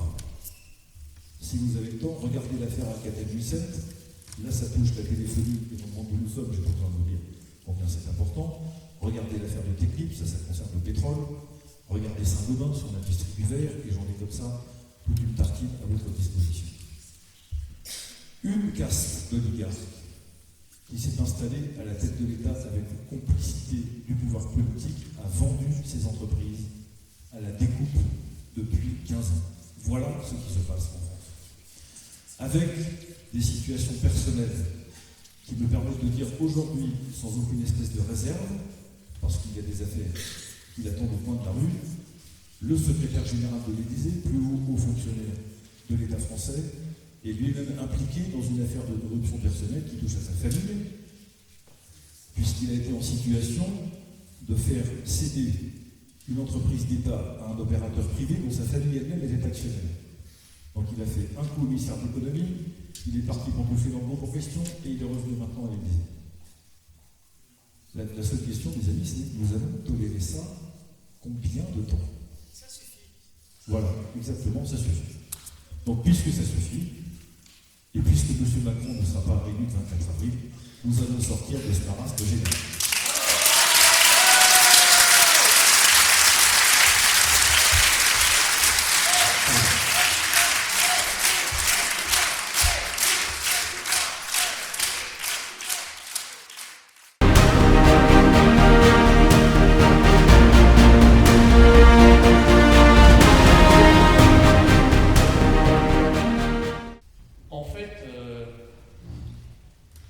Nous battons pour quelque chose de très important.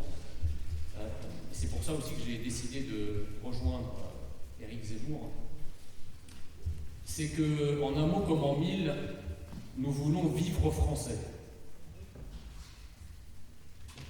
Alors, peut-être que beaucoup de Français ne savent pas ce qu'est vivre français, puisqu'ils vivent français depuis 1000 ans.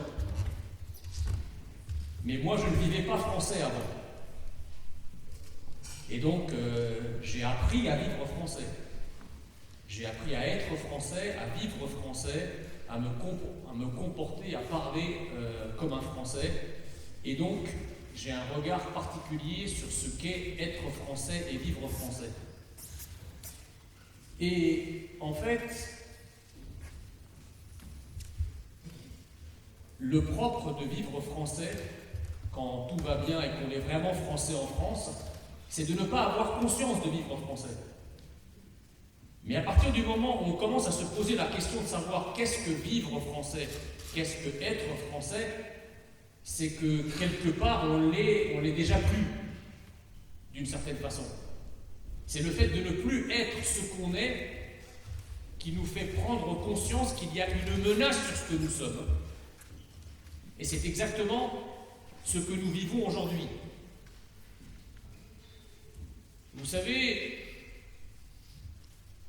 je vais vous raconter une histoire rapidement pour vous dire ce qu'est être français et ce qu'est devenir français. C'est l'histoire d'un petit garçon qui, à l'âge de 8 ans, qui arrive en France et qui ne sait rien de la France. Absolument rien. Qui ne sait pas parler français. Qui arrive en France, en Alsace, avec 1 mois et demi de retard sur la rentrée et qui se voit affecté au dernier rang d'une classe avec une maîtresse d'école et des camarades dont il ne comprend pas un traître mot de ce qu'il raconte. La maîtresse d'école comprend qu'il y a un problème, elle prend sa table et sa chaise à côté d'elle, son bureau, et elle commence à lui faire des petits cours particuliers de français en même temps qu'elle fait cours au reste de la classe. Et petit à petit, ce petit garçon, dont par ailleurs la mère, qui est francophone et francophile, lui lit des petites histoires en français tous les soirs, finit par rejoindre le reste de la classe et poursuivre une scolarité à peu près normale. Il bouge ensuite à Paris, il fait ses études, et puis des années après, ce petit garçon réussit le concours de l'ENA. Et la première chose à laquelle il pense une fois qu'il a réussi son concours de l'ENA, c'est d'appeler sa maîtresse d'école, 25 ans plus tard donc, pour lui dire que le petit garçon qu'elle avait accueilli 25 ans plus tôt, à qui elle faisait des petits découpages d'objets usuels pour lui apprendre la langue française, était devenu énarque. Eh bien, chers amis, ce petit garçon, vous l'avez devant vous ce soir.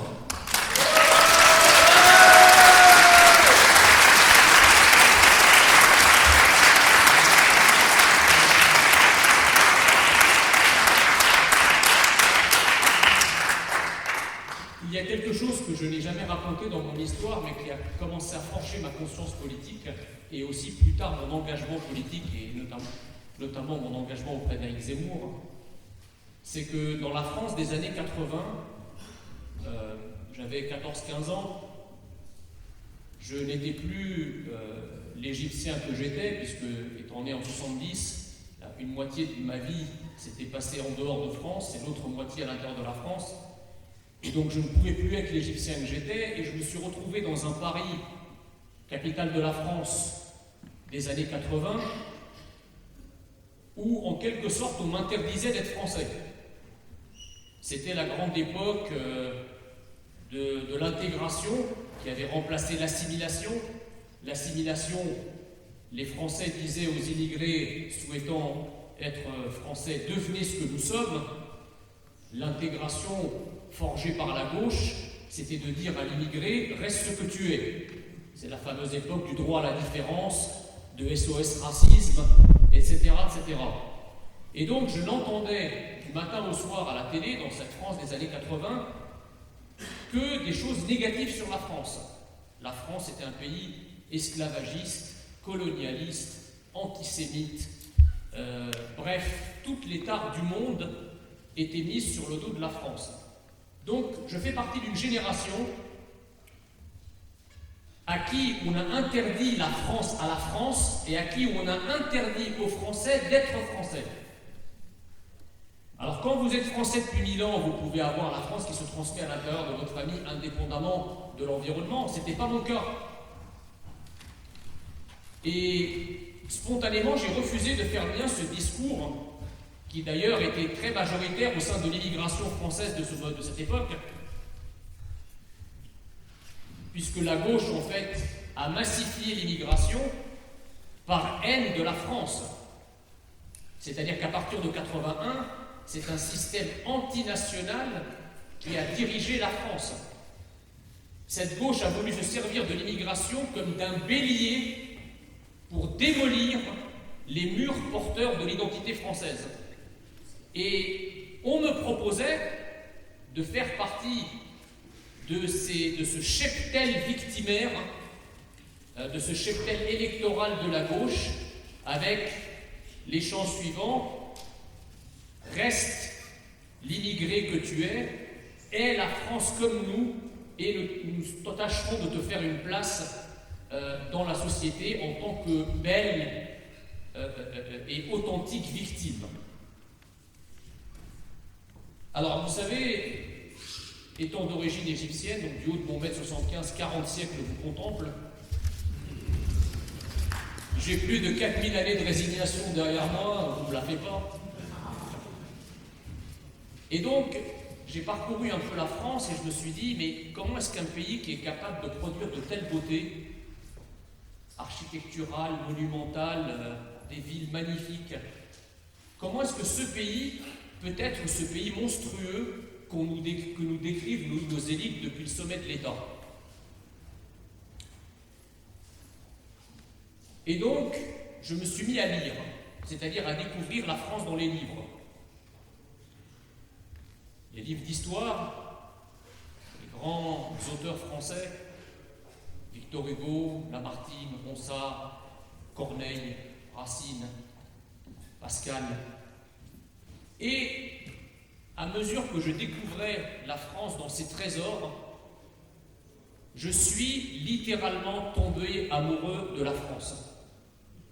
Je suis tombé amoureux de la France comme on tombe amoureux de quelqu'un ou comme on entre en religion.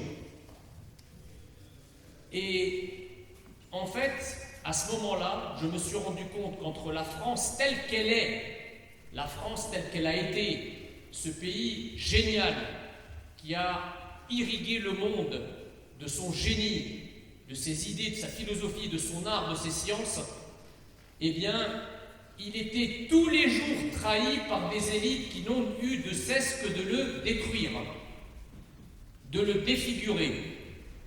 Et donc, ma conscience politique est née à ce moment-là, et depuis, bien qu'ayant réussi le concours de l'ENA, bien qu'ayant pu passer le restant de ma vie à avoir une carrière administrative dans la haute fonction publique plutôt confortable, je ne pouvais pas me regarder dans la glace et je me suis dit que ce peuple extraordinaire qui m'a accueilli il y a plus de 40 ans et qui a fait de moi ce que je suis devenu, c'est-à-dire un Français, il était de mon devoir moral absolu que je me jette dans une bataille pour faire en sorte que la France reste ce qu'elle est, c'est-à-dire française.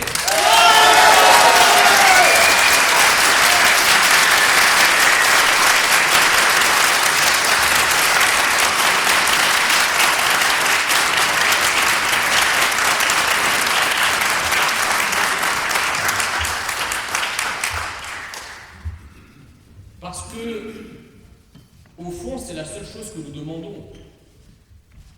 Les gens disent, mais en voulant rester français en France, vous êtes d'extrême droite. Déjà, je pense qu'ils ne m'ont pas bien regardé. Ils n'ont pas compris que l'assimilation avait des limites. Moi, je ne me considère pas comme d'extrême droite et probablement que vous non plus. La seule chose qu'il faut leur répondre, c'est que nous ne sommes pas d'extrême droite, nous sommes juste extrêmement français.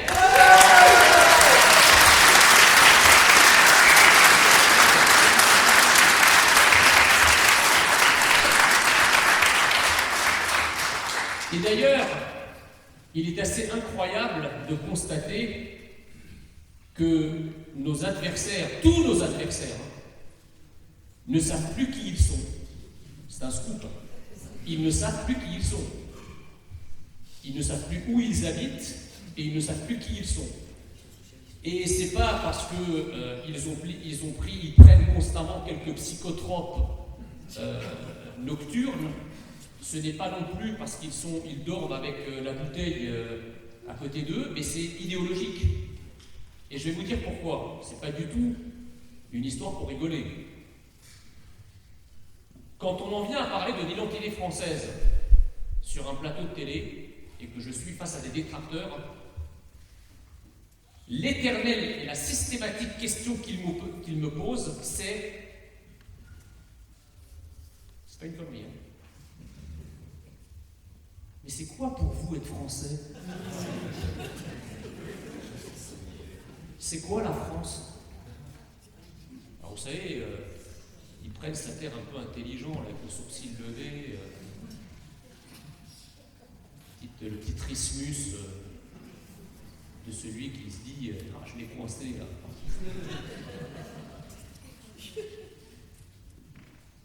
Mais en fait, ils ne savent pas qu'en posant cette question, ils sont au summum de leur grotesque. Parce que si des gens qui sont censés, de par leur mandat électif, de par leur position dans le gouvernement, en sont amenés à vous poser la question de savoir qu'est-ce qu'être français, des gens qui sont censés présider aux destinées de la France, la seule chose qu'ils prouvent en vous posant cette question, c'est qu'eux-mêmes ne le sont plus.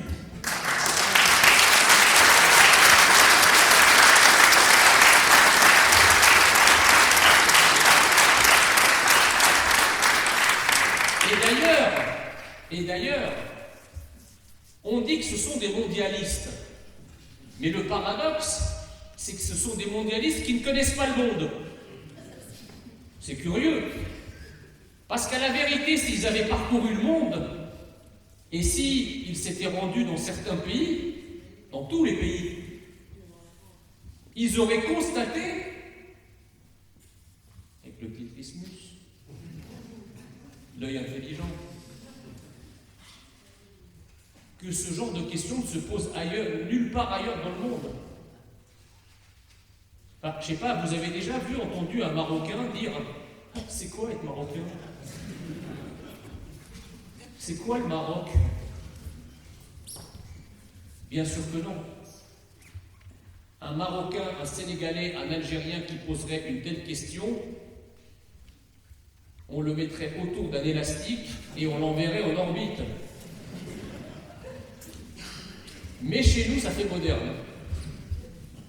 Cette approche post-nationale de celui qui se pose la question de ce qu'il est,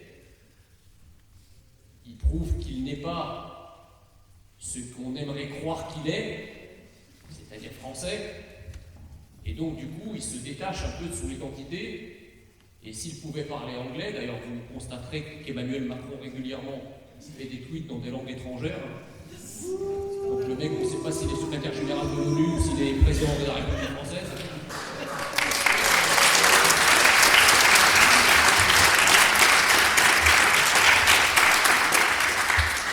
Et donc,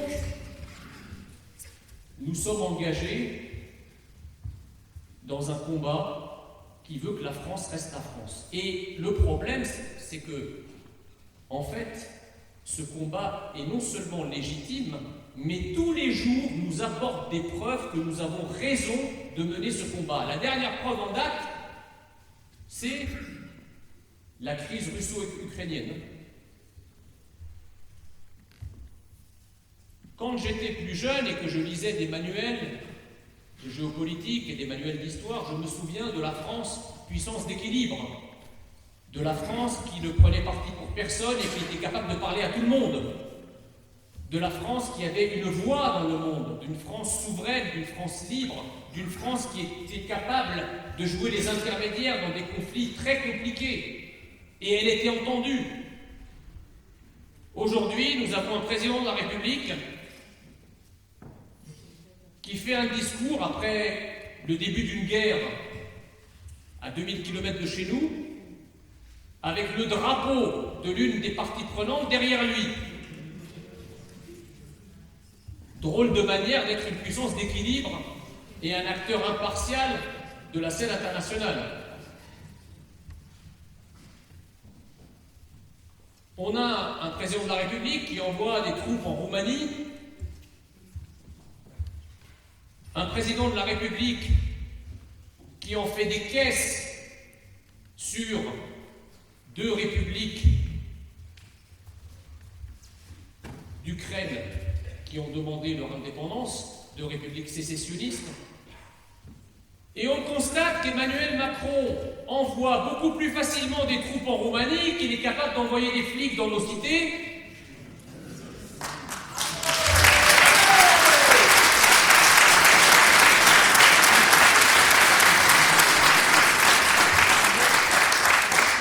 Et on constate qu'Emmanuel Macron s'excite de la demande d'indépendance et de l'indépendance, de la déclaration d'indépendance de 2 républiques sécessionnistes en Ukraine, quand il est infichu de lutter contre le sécessionnisme arabo-afro-musulman chez nous.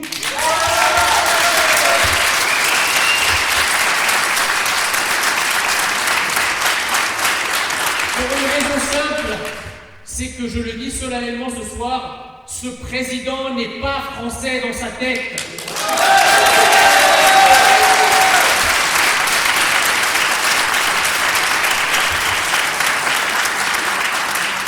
Ce président ne sait pas ce qu'est la France, ce président est passé à autre chose.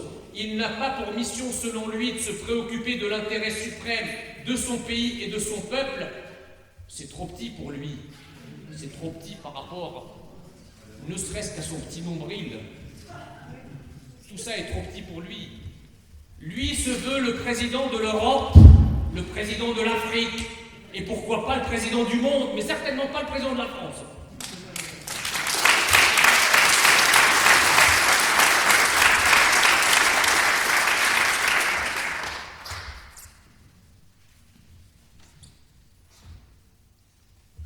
Il n'est de pire haine, mes chers amis, que la haine nourrie par les élites qui dirigent la France à l'encontre de la France et des Français.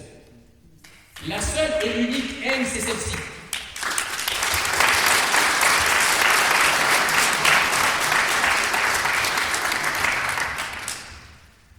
Alors quand vous dites que vous défendez votre peuple et votre pays, on vous dit, mais alors t'es haineux? T'aimes pas ton prochain? Alors déjà, le mot prochain est un mot un peu biblique, donc il ferait mieux de lire la parole de l'Évangile. Tu aimeras ton prochain comme... Ça veut dire quoi? Ça veut dire qu'il faut d'abord commencer par s'aimer soi-même avant de pouvoir aimer sainement l'autre.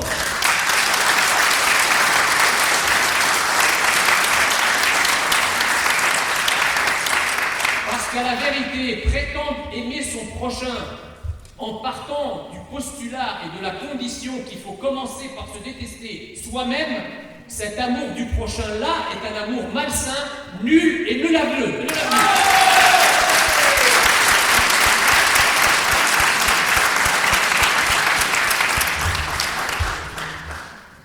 Et cet amour du prochain qui a pour condition la détestation de l'autre, c'est ça qui explique la volonté de remplacer un peuple qui pour eux n'existe plus par d'autres peuples, par d'autres identités. Et comme ça, la France devient non plus un pays et non plus un peuple, mais un morceau du globe terrestre sur lequel n'importe qui, venant de n'importe où, parlant n'importe quelle langue et se comportant n'importe comment, peut être français. Eh bien non, être français, c'est une identité nationale spécifique, forgée par des siècles d'histoire, par une culture spécifique à laquelle il faut soit s'agglomérer, soit la quitter.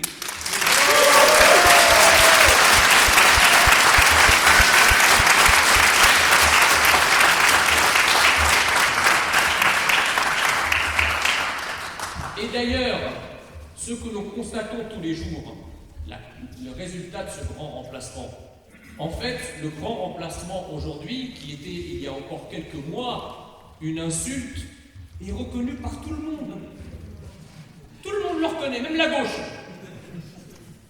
Alors, il y a 2 catégories, enfin 3 catégories. Il y a ceux qui disent « Ah, ben le grand remplacement existe, alors on ne va pas l'appeler comme ça, parce que vous comprenez, ça rappelle les heures les plus sombres. Et donc on va l'appeler créolisation et métissage. C'est plus léger. Voilà. C'est frais, c'est printanier, ça se transforme.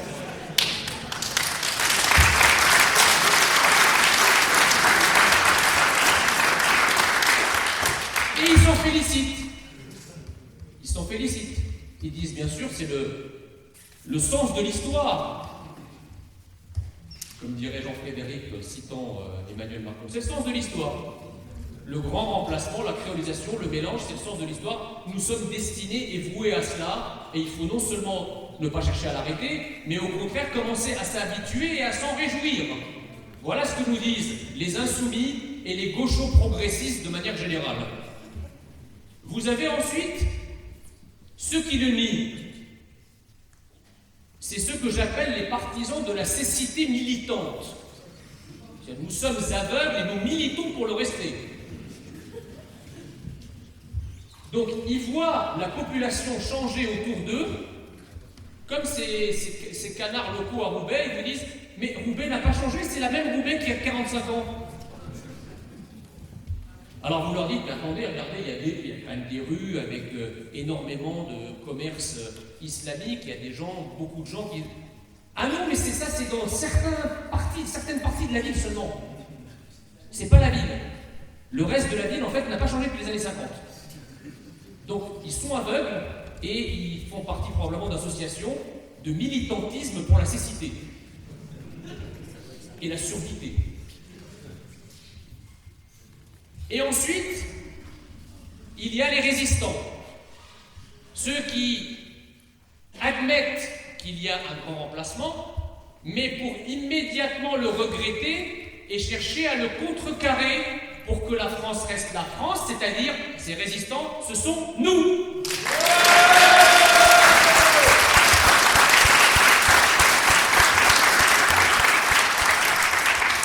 Quand ces gens-là, nos adversaires gaucho-progressistes, ramènent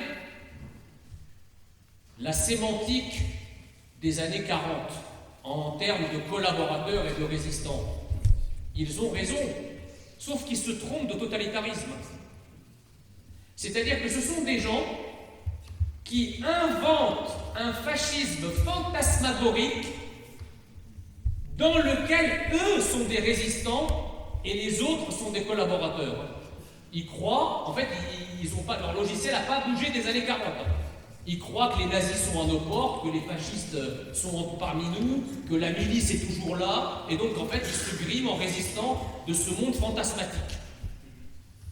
Mais si on change le logiciel, et si on admet qu'il y a aujourd'hui en France un seul totalitarisme, qui est le totalitarisme islamique, nous avons face à ce totalitarisme islamique des collaborationnistes, gauche, extrême gauche et progressistes, et des résistants que sont les nationaux et patriotes, au premier rang desquels les conquérants que nous sommes.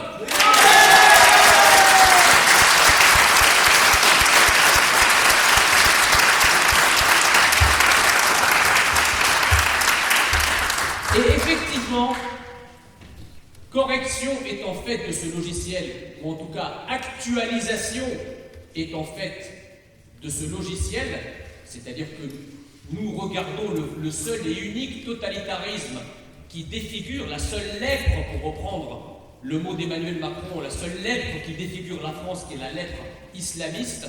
Effectivement, nous sommes des résistants, nous sommes la France libre, et général de Gaulle, et Éric Zemmour est le nouveau général de Gaulle.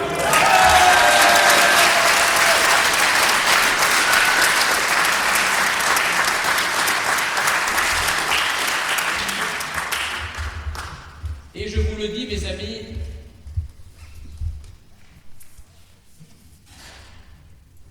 cette fois-ci, notre résistance touche au but. Je sais que nombreux sont ici, parmi nous ce soir, qui depuis des années, peut-être des dizaines d'années, sous diverses formes, ont combattu pour que la France reste la France. Rappelez-vous de cette phrase du général de Gaulle prononcée dans le discours du 11 novembre 1942 à l'Albert Hall de Londres. Il disait « Face à nos peines, il y a la plus grande gloire, la gloire de ceux qui n'auront jamais cédé. »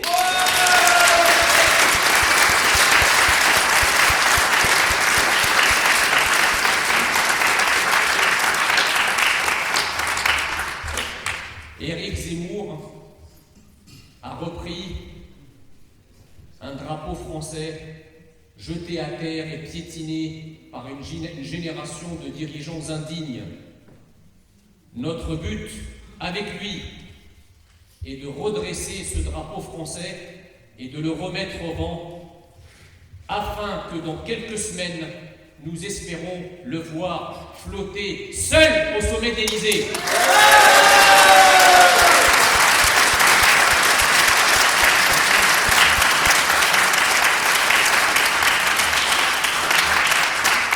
Parce que je vous le dis, mes amis,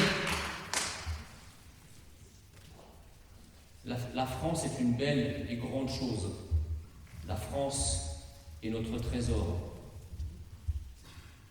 Où ailleurs irions-nous si nous n'étions plus français en France? Nous devons rester ce que nous sommes et nous battre pour rester ce que nous sommes. Tous ceux qui nous donnent des leçons, qui nous donnent des leçons sur notre histoire, qui nous donnent des leçons sur notre culture, qui nous donnent des leçons sur notre façon d'être, ces gens-là proviennent de cultures et de civilisations qui ne nous arrivent pas à la cheville.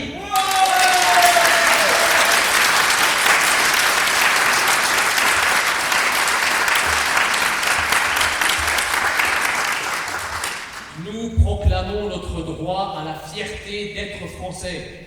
Je veux désormais que derrière Éric Zemmour, nous levions la tête, que nous arrêtions d'avoir peur, que nous arrêtions de raser les murs, parce que demain, grâce à notre victoire, ce sont nos ennemis qui raseront les murs. Nous serons fiers de traverser la tête levée pour notre pays.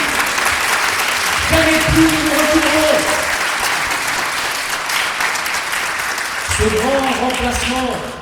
Ce grand remplacement qui s'est traduit par le grand harcèlement de nos forces de l'ordre, harcèlement de nos femmes dans les rues, harcèlement de nos enfants. Nous ne permettrons plus que les citoyens français soient harcelés. Et grâce à Éric Zemmour, nous reprendrons possession de toutes les enclaves étrangères sur notre sol. Avec nous, aucun policier et aucun gendarme ne reculera. Il recevra l'ordre de rentrer, d'investir et de rétablir la France dans tous les territoires.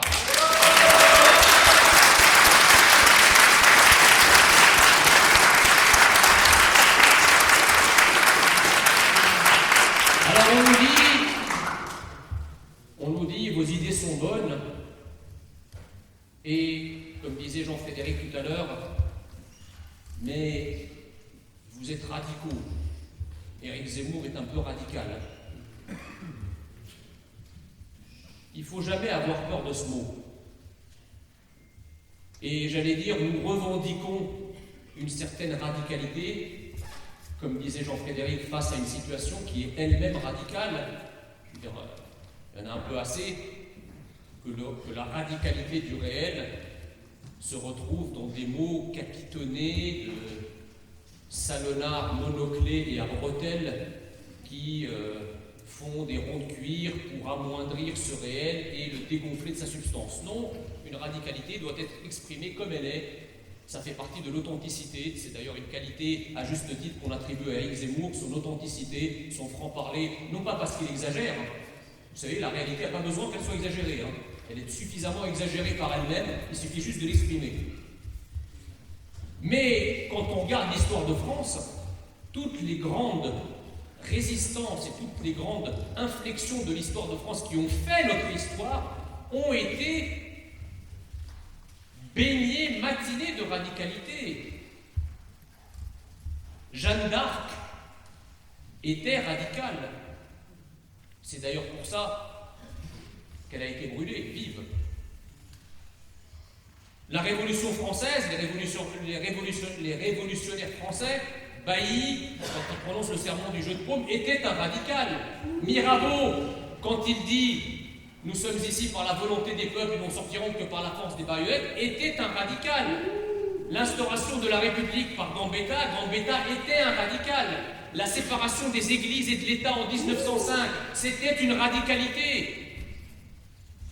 Le droit de vote des femmes en 1944, c'était une radicalité par rapport à l'esprit du temps. l'instauration de la Ve République, le suffrage universel par lequel on élit le président de la République, c'était une radicalité avec laquelle tous les notables et les baronnies de l'époque étaient contre. C'était une radicalité. Il est bien normal que lorsque la France est menacée de mort, nous revendiquons une certaine radicalité pour la sauver.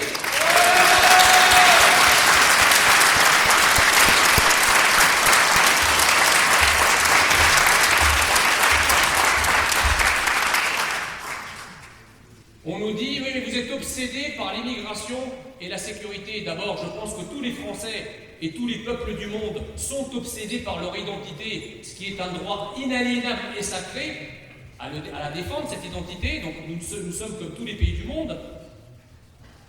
Ça, c'est la première réponse. La deuxième réponse, c'est que on a en effet comme priorité de sauver la France et de sauver l'identité française, alors qu'elle est menacée de manière existentielle et historique, mais nous n'avons pas que cela.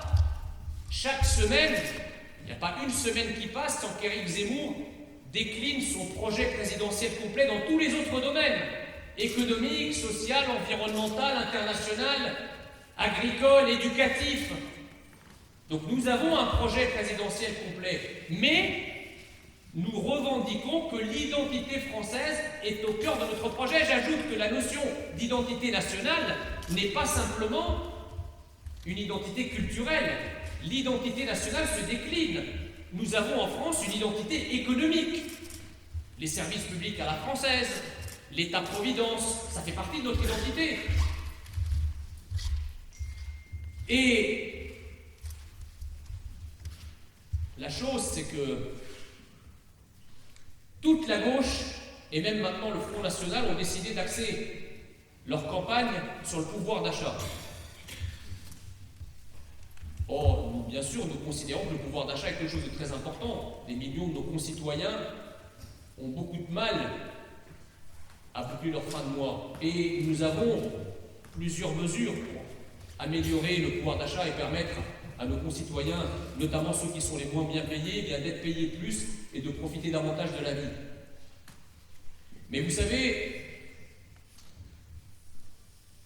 ils se servent, ils instrumentalisent les problématiques économiques et sociales pour justement enterrer la question identitaire. L'insécurité, c'est la pauvreté. Le malaise identitaire, c'est la pauvreté. L'islamisme, c'est la pauvreté. Le taux de criminalité et de délinquance des étrangers, c'est la pauvreté. Les problèmes dans les cités, les trafics de drogue, c'est la pauvreté. Tout est de la faute de la pauvreté. Alors vous avez beau leur dire que les régions les plus pauvres de France, qui sont dans la ruralité et dans la France périphérique, n'ont pas la criminalité, la délinquance, il n'y a rien à faire, c'est la pauvreté. Donc en fait, quand ils vous parlent du pouvoir d'achat, quand ils bastonnent à longueur de journée sur le pouvoir d'achat, la problématique économique, c'est pas pour parler du pouvoir d'achat et de la problématique économique, c'est pour éviter de parler du seul sujet qui intéresse les Français, c'est-à-dire leur place, qui ils sont chez eux, c'est-à-dire l'identité nationale. Nous entendons faire de ce sujet que tout le monde cherche à enterrer sous divers prétextes la pierre angulaire de la présidentielle de 2022.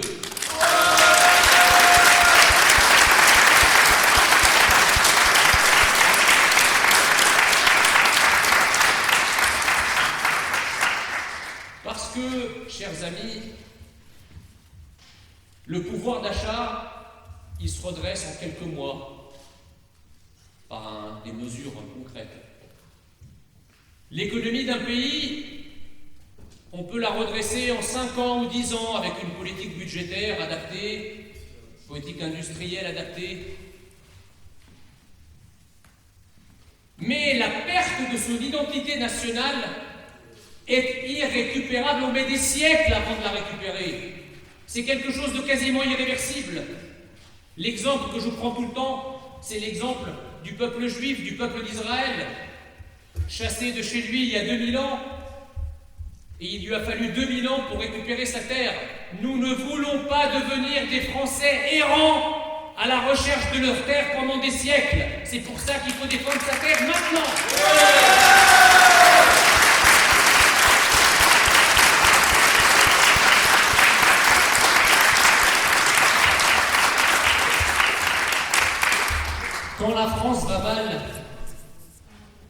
disait le général de Gaulle, parlez-lui de la France. Aujourd'hui, le seul qui parle à la France, de la France, c'est Éric Zemmour. Et c'est pour ça que la France commence à tendre l'oreille. Et pour terminer mon discours, parce que je ne voudrais pas être trop long, je vais vous dire pourquoi nous allons gagner. D'abord parce que Éric Zemmour a un mouvement structuré, il a une vision structurée de la France, il a une connaissance de la France. Mais il ne parle pas de la France uniquement avec sa tête et ses connaissances. Il parle de la France comme un amoureux de la France. Et aucun peuple au monde ne peut résister à une déclaration d'amour faite par un de ses dirigeants.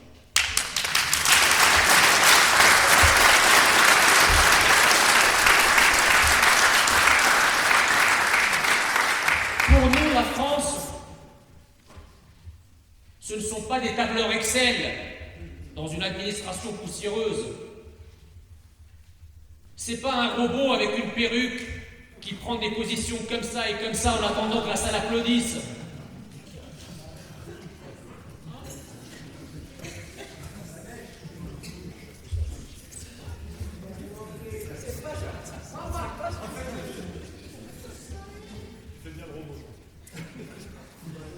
La France, pour nous, c'est pas des positions comme ça et comme ça et je me tais,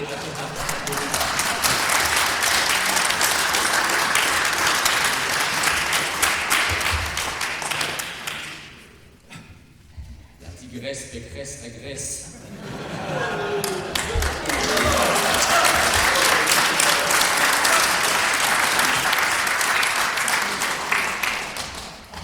Pour nous, la France est une vision charnelle. C'est une vision vernaculaire, enracinée. La France est quelque chose qui nous vient des tripes. C'est avec le cœur que nous en parlons. Nous avons une verticalité nationale qui permet de toucher ce que le général de Gaulle appelait le reflet des âmes. Et Éric Zemmour, mieux que quiconque, sait saisir les reflets de l'âme de la France et les reflets des âmes des Français. Et c'est pour ça que des Français, et là je rejoins ce que tu disais Jean-Frédéric tout à l'heure, c'est pour ça que des Français qui étaient éloignés de la scène politique depuis très longtemps, qui n'y croyaient plus, qui n'entendaient plus la France dans la bouche de ceux qui en parlaient, la vraie France, la France d'un amoureux, la France de quelqu'un qui y croit, de quelqu'un qui la connaît, de quelqu'un qui est vrai, de quelqu'un qui est authentique et sincère. Ils ne l'entendaient plus. Ils se sont éloignés de la politique, éloignés du scrutin et des votes. Ils n'y croyaient plus. Ils se disaient à quoi bon, c'est fichu. Bon, faut dire qu'entre-temps, ils se sont tapés Hollande et Macron, hein, on leur en aura compte.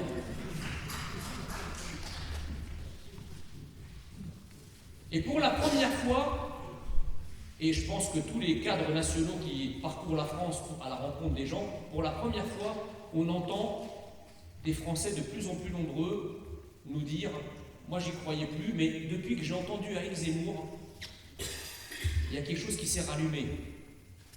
Il y a quelque chose qui me parle. Il y a quelque chose qui me touche.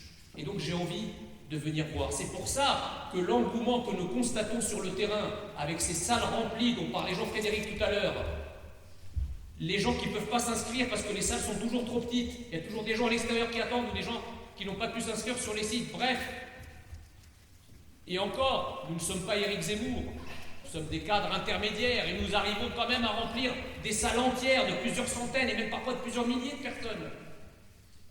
Mais pour les sondages, c'est 16, ça ne bouge pas.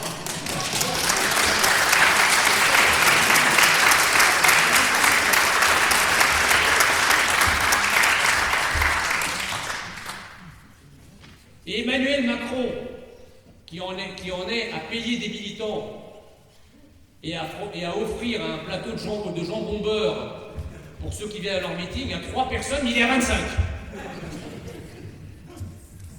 Donc moi je crois que notre dynamique, elle est poussée, tirée par plein de gens qui n'y croyaient pas et qui reviennent à la politique. Et cette énergie de ceux qui ont retrouvé l'espérance en la France qui nous fera passer d'abord le cap du premier tour. Une fois qu'Éric Zemmour sera au deuxième tour, cette dynamique ne pourra que s'amplifier. C'est-à-dire que encore plus de gens se diront « Oh, mais alors, là c'est bon, là, il a passé le premier tour, peut-être qu'on a encore une fois une chance historique d'y arriver. Ça vaut peut-être le coup que je me déplace et que j'aille mettre mon bulletin dans l'urne. » C'est ça ce qui va arriver. Ça, c'est la première chose. La deuxième chose, c'est que quand Éric Zemmour sera au deuxième tour, il fendra les Républicains en deux. De fait, les Républicains cesseront d'exister en tant que mouvement politique. Parce que j'allais dire Éric Ciotti.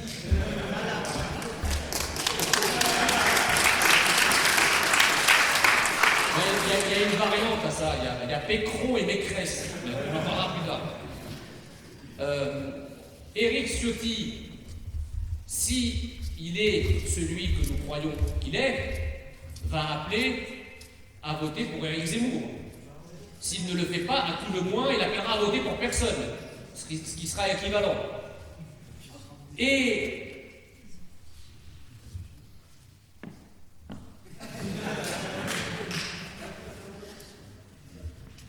Pécresse va appeler à voter, évidemment, Macron. Donc, de facto, les LR auront cessé d'exister et on pourra enfin récupérer tout le môle électoral identitaro-souverainiste qui est toujours chez LR et qui, devenu orphelin, viendra probablement en grande partie chez nous.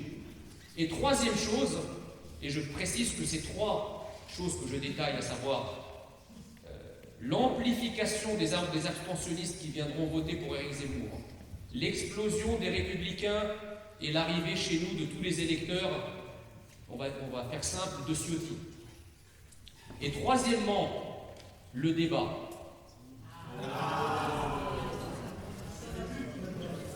Un débat Éric Zemmour-Emmanuel Macron dont nous pouvons penser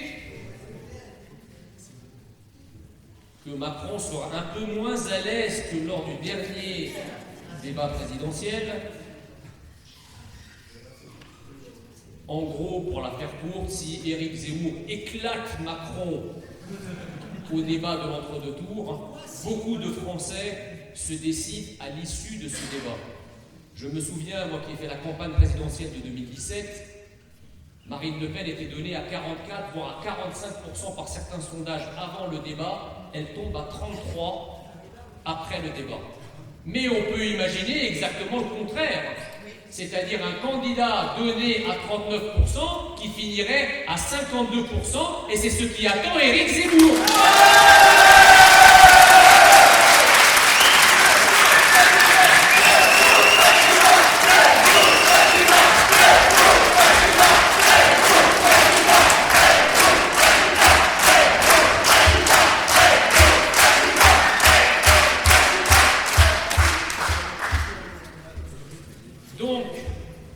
Je veux que vous soyez gonflés à bloc.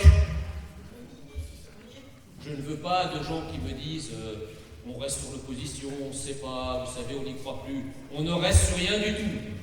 On ne va faire qu'avancer, avancer, avancer et avancer encore jusqu'à la victoire finale.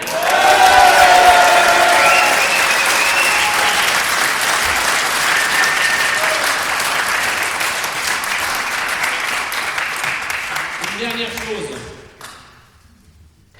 si j'ai décidé de défendre publiquement la France à travers le combat médiatique et politique, c'est parce que je me suis senti une responsabilité de le faire, parce que j'ai eu la faiblesse de croire que lorsque un Français qui n'était pas français, un Français assimilé, allait parler de la France comme un amoureux, peut-être que ça pourrait toucher le cœur de tous les Français historiques, et en particulier de ceux qui ont oublié d'où ils venaient et qui ils étaient. Parce que pour répondre à cette question, Ismus, Pierre, qu'est-ce que la France? Ben en fait, la France c'est moi. Je ne vais pas vous faire Mélenchon parce que je me suis entraîné pour exorbiter mes yeux, ça n'a pas marché. République, c'est moi. La France c'est moi parce qu'en fait, j'étais pas français. Mais la France a fait de moi ce que je suis devenu, c'est-à-dire un Français. Donc ça veut dire que ce qu'on s'acharne à nier depuis 40 ans existe puisque je le suis devenu.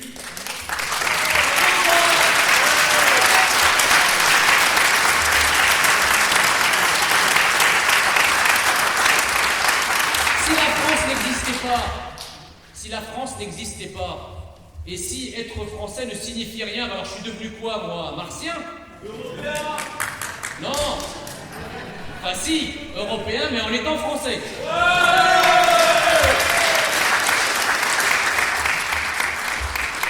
Et donc, c'était parfaitement normal, parce que vous savez, Bernanos disait, les nouveaux convertis sont embarrassants.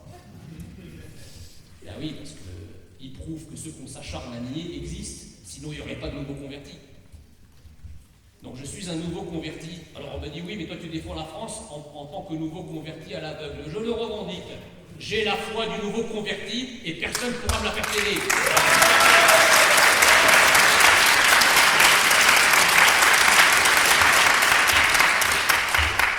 Et si la foi du nouveau converti pouvait ranimer le scepticisme de ceux qui sont anciennement convertis, alors je continuerai à avoir la foi du nouveau converti.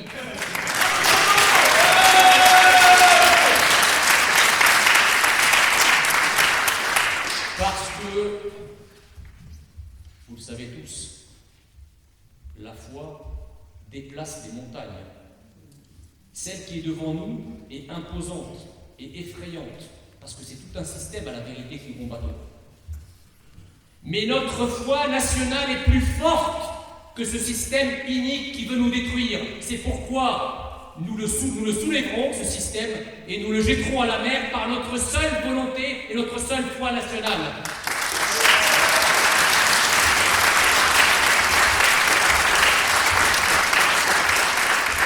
Alors préparez-vous.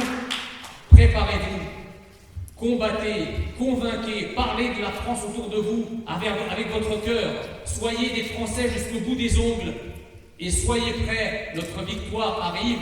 Vive la République et surtout, vive la France!